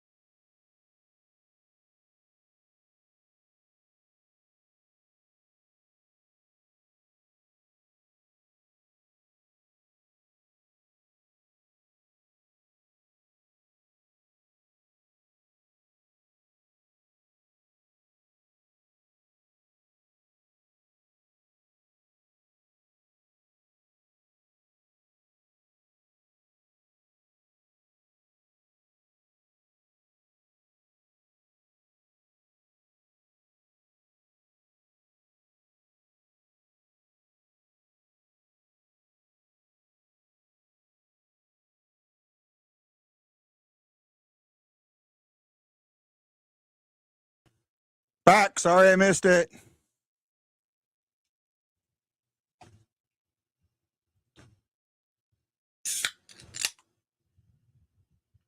Oh, what a bad pass. I mean, it's looked a little better than the last one, but not much.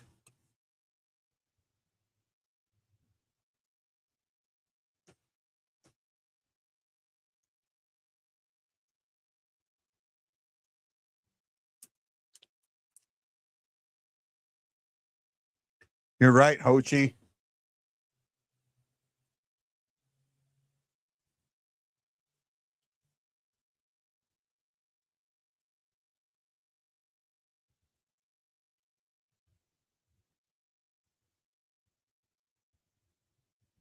Oh, couldn't get it in there.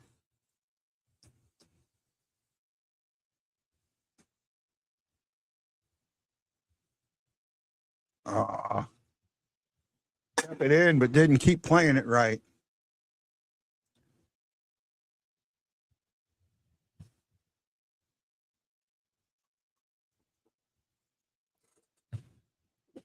Oh, needed that drink. This room is all brick. So even though I've got a couple fans, it can get hot in here. So if I don't keep drinking something, I dry out, especially from talking for 3 hours.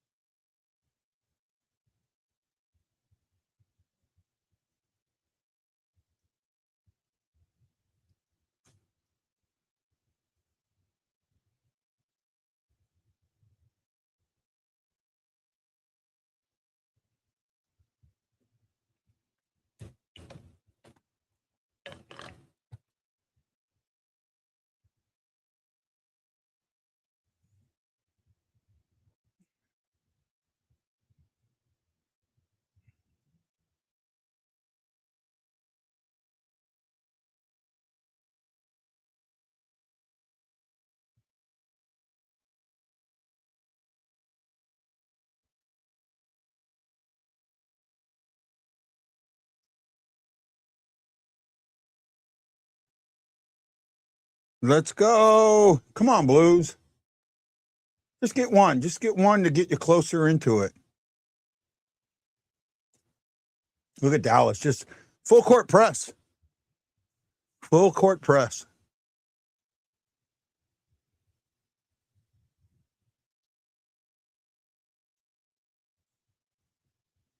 You know, earlier, me and Justin were talking about, you know, the guys, you know, the 40s and 50s and 50s guys that played in baseball. Hell, you could do that. You could say the same thing about the guys that played in the 70s and 80s with the NHL. I mean, my buddy Gary Unger, he's full of stories. He's full of stories that you can't put on the air. Trust me, right? And he didn't talk about it anymore. He's reformed, and that's great. But he's full of those stories. Brett Hull, the Ice Guardians. That's what that is, man. That's full of these stories of these guys that were freer and could do those things. And the league wasn't like pounding over them, right?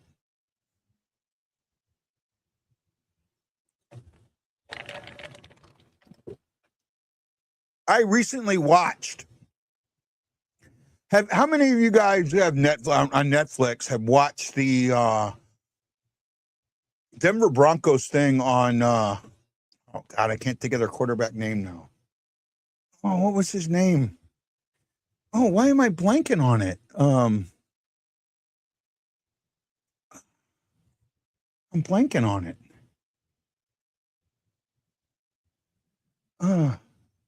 What was his name? The guy that won 2 Super Bowls with the Broncos as the quarterback was part of the class of '83, I think. Not Marino. Actually, may not. No, he would have been after '83. Elway, yeah, Elway. Thank you, Elway. I couldn't remember it. The documentary on Elway. You know, what I was thinking, Elway's contract, and I don't remember the year of it. But when he got it, it was a 5-year, so $1 million a year. right? A guy, that's the bit minimum. Almost the minimum in most leagues. And in a lot of leagues, that's not even the minimum. That's under the minimum. To think that at that point, veterans were so pissed that he got paid that much. One of the things that has happened in a lot of places is the money has gotten so big that, we got to, this keeping a lid on things. But in all actuality, the money's not as big as they think it is. Right? And that's the other problem. Right? That's the other problem. But thank you for that. Yeah, always meant Elway. I got it. Thank you. You guys knew who I was talking about. I got an airplane flying over me. Sorry. Hopefully it'll go away quickly.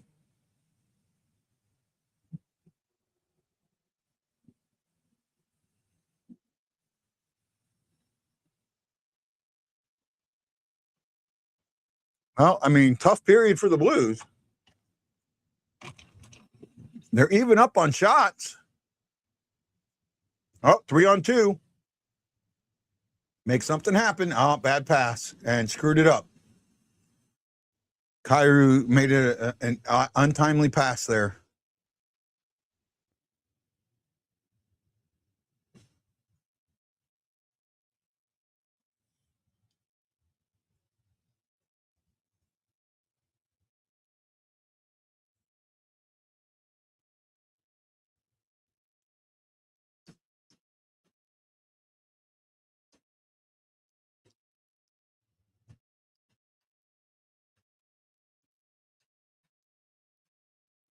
I really think that the one rule that they need to change is where the goalie can touch the puck. If you say he can only touch the puck, he can't touch it in the trapezoid and only outside of the trapezoid. Oh, that would make things so much better. That was always what Panger said, that he thought it would be that way. Oh, if they did that, oh my goodness, you would take away so much of the goalie being back there.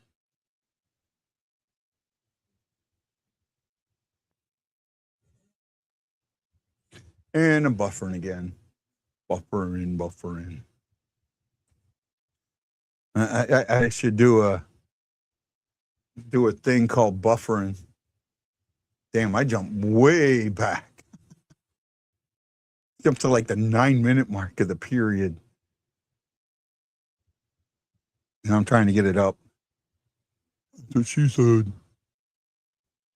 There we go. 2:31 mark.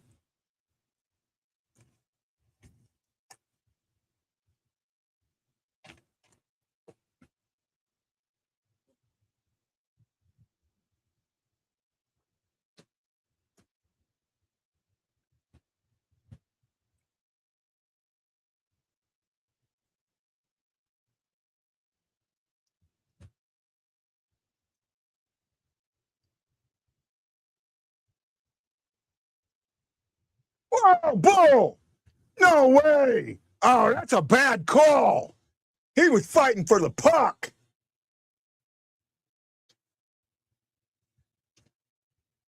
Bull!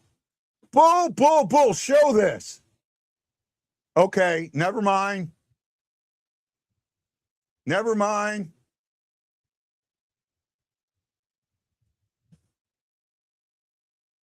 Never mind. I still, yeah, okay, maybe. God, I'm so far off.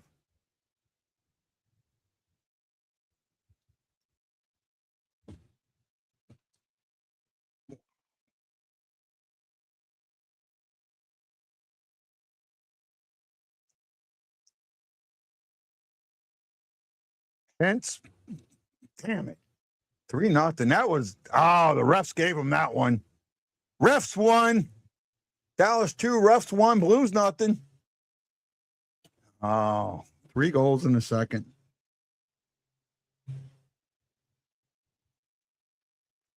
This sucks for our Blues. Absolutely sucks for our Blues. Our Blues are on the snooze.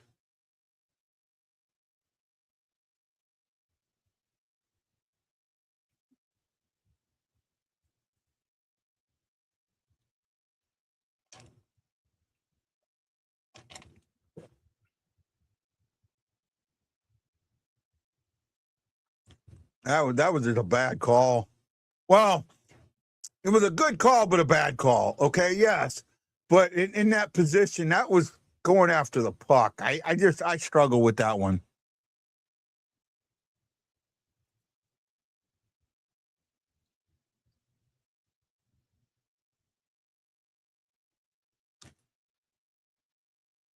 Oh, Dvorsky got called for a high stick or for a slashing that probably wasn't a slashing or shouldn't have been called. Put Dallas on the power play and hence got a goal right away. So it's 3-0. Fans are still booing it. Way to go, fans. Well, Justin, you're right. On that one, refs kind of screwed the Blues.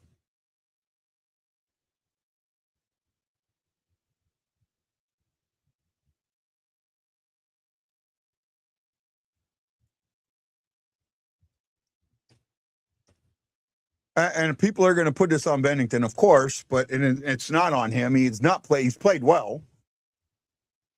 Sucks that he's on my fantasy team. And I traded Wedgwood, but oh well.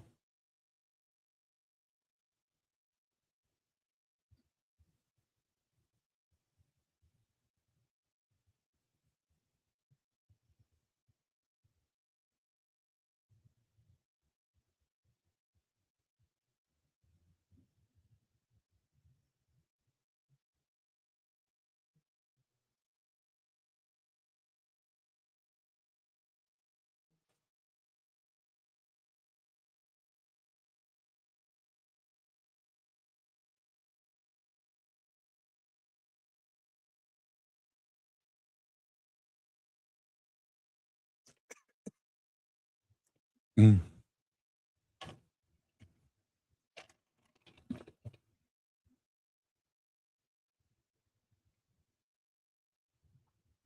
Rough game for the Blues tonight.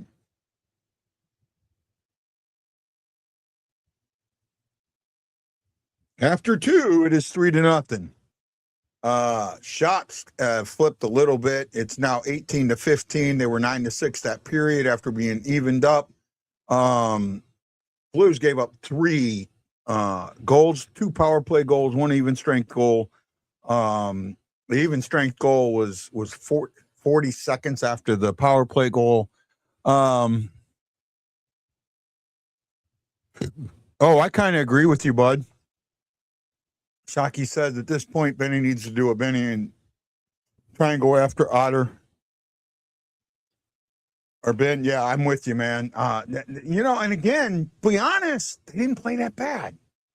They didn't play that bad, but they're down 3-0. And the reason they're down 3-0 was really, really bad on, that call. That call was a bad call.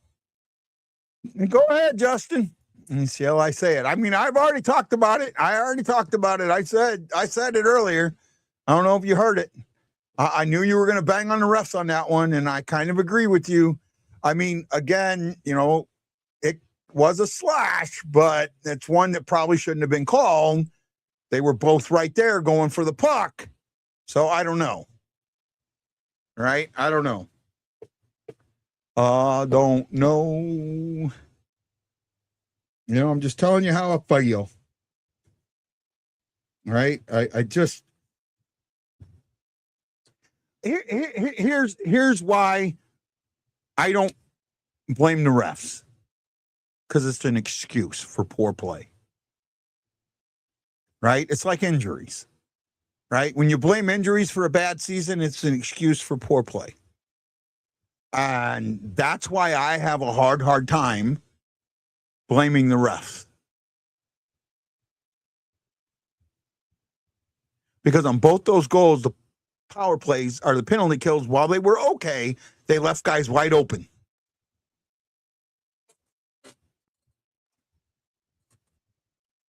And I understand that. I get that too. I do, Justin, get both sides of this issue. Right? I know you think I don't. I know you think I don't understand your side of the issue, and I get it. But I do. I do understand your side of the issue. And you know what? The fans in the arena understood too, because they were still booing after it. Right? So absolutely.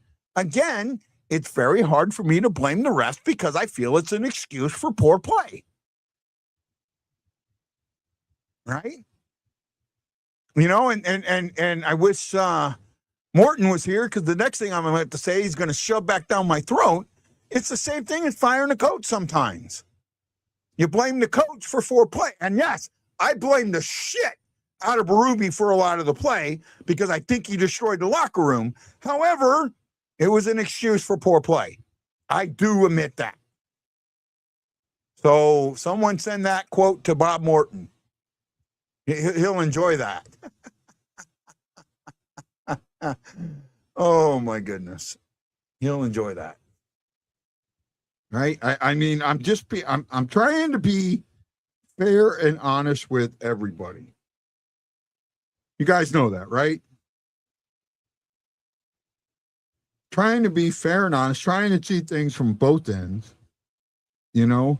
And when we had Joe Fresta on, you know, he said, you know, be glad you're not in the media. You're the type of media you are, because you can say the things you want to say. And you know, I get that to a point, but at the same time, you know, you can't get the access if you don't follow the rules.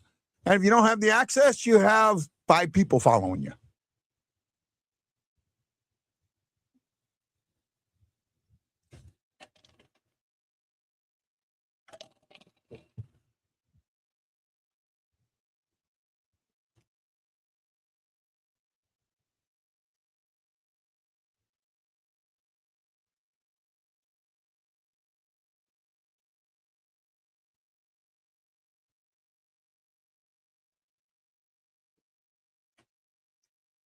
I guess Patrick Kane set a record, most goals by American-born players.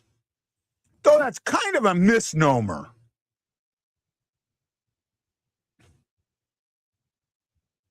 Right? Or most points by American-born players. See, that's kind of a misnomer, because it's not true. Yeah, they're talking about Hull there being born in Canada, but he played for Team USA. So, I mean, that's kind of a one. Tied. I'm not sure what you mean there, bud. Oh, he tied the record. Okay.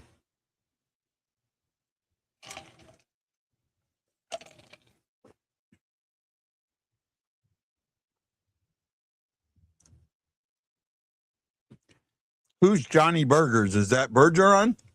He's actually been well for us.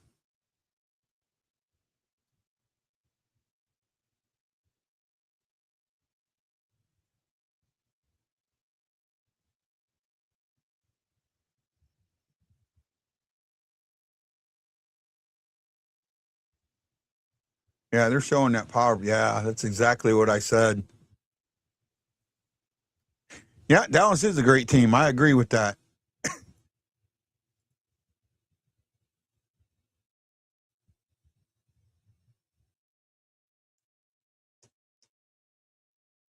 Well, that second goal was, I mean, it went off of Mailou. There's nothing anybody could have done about that.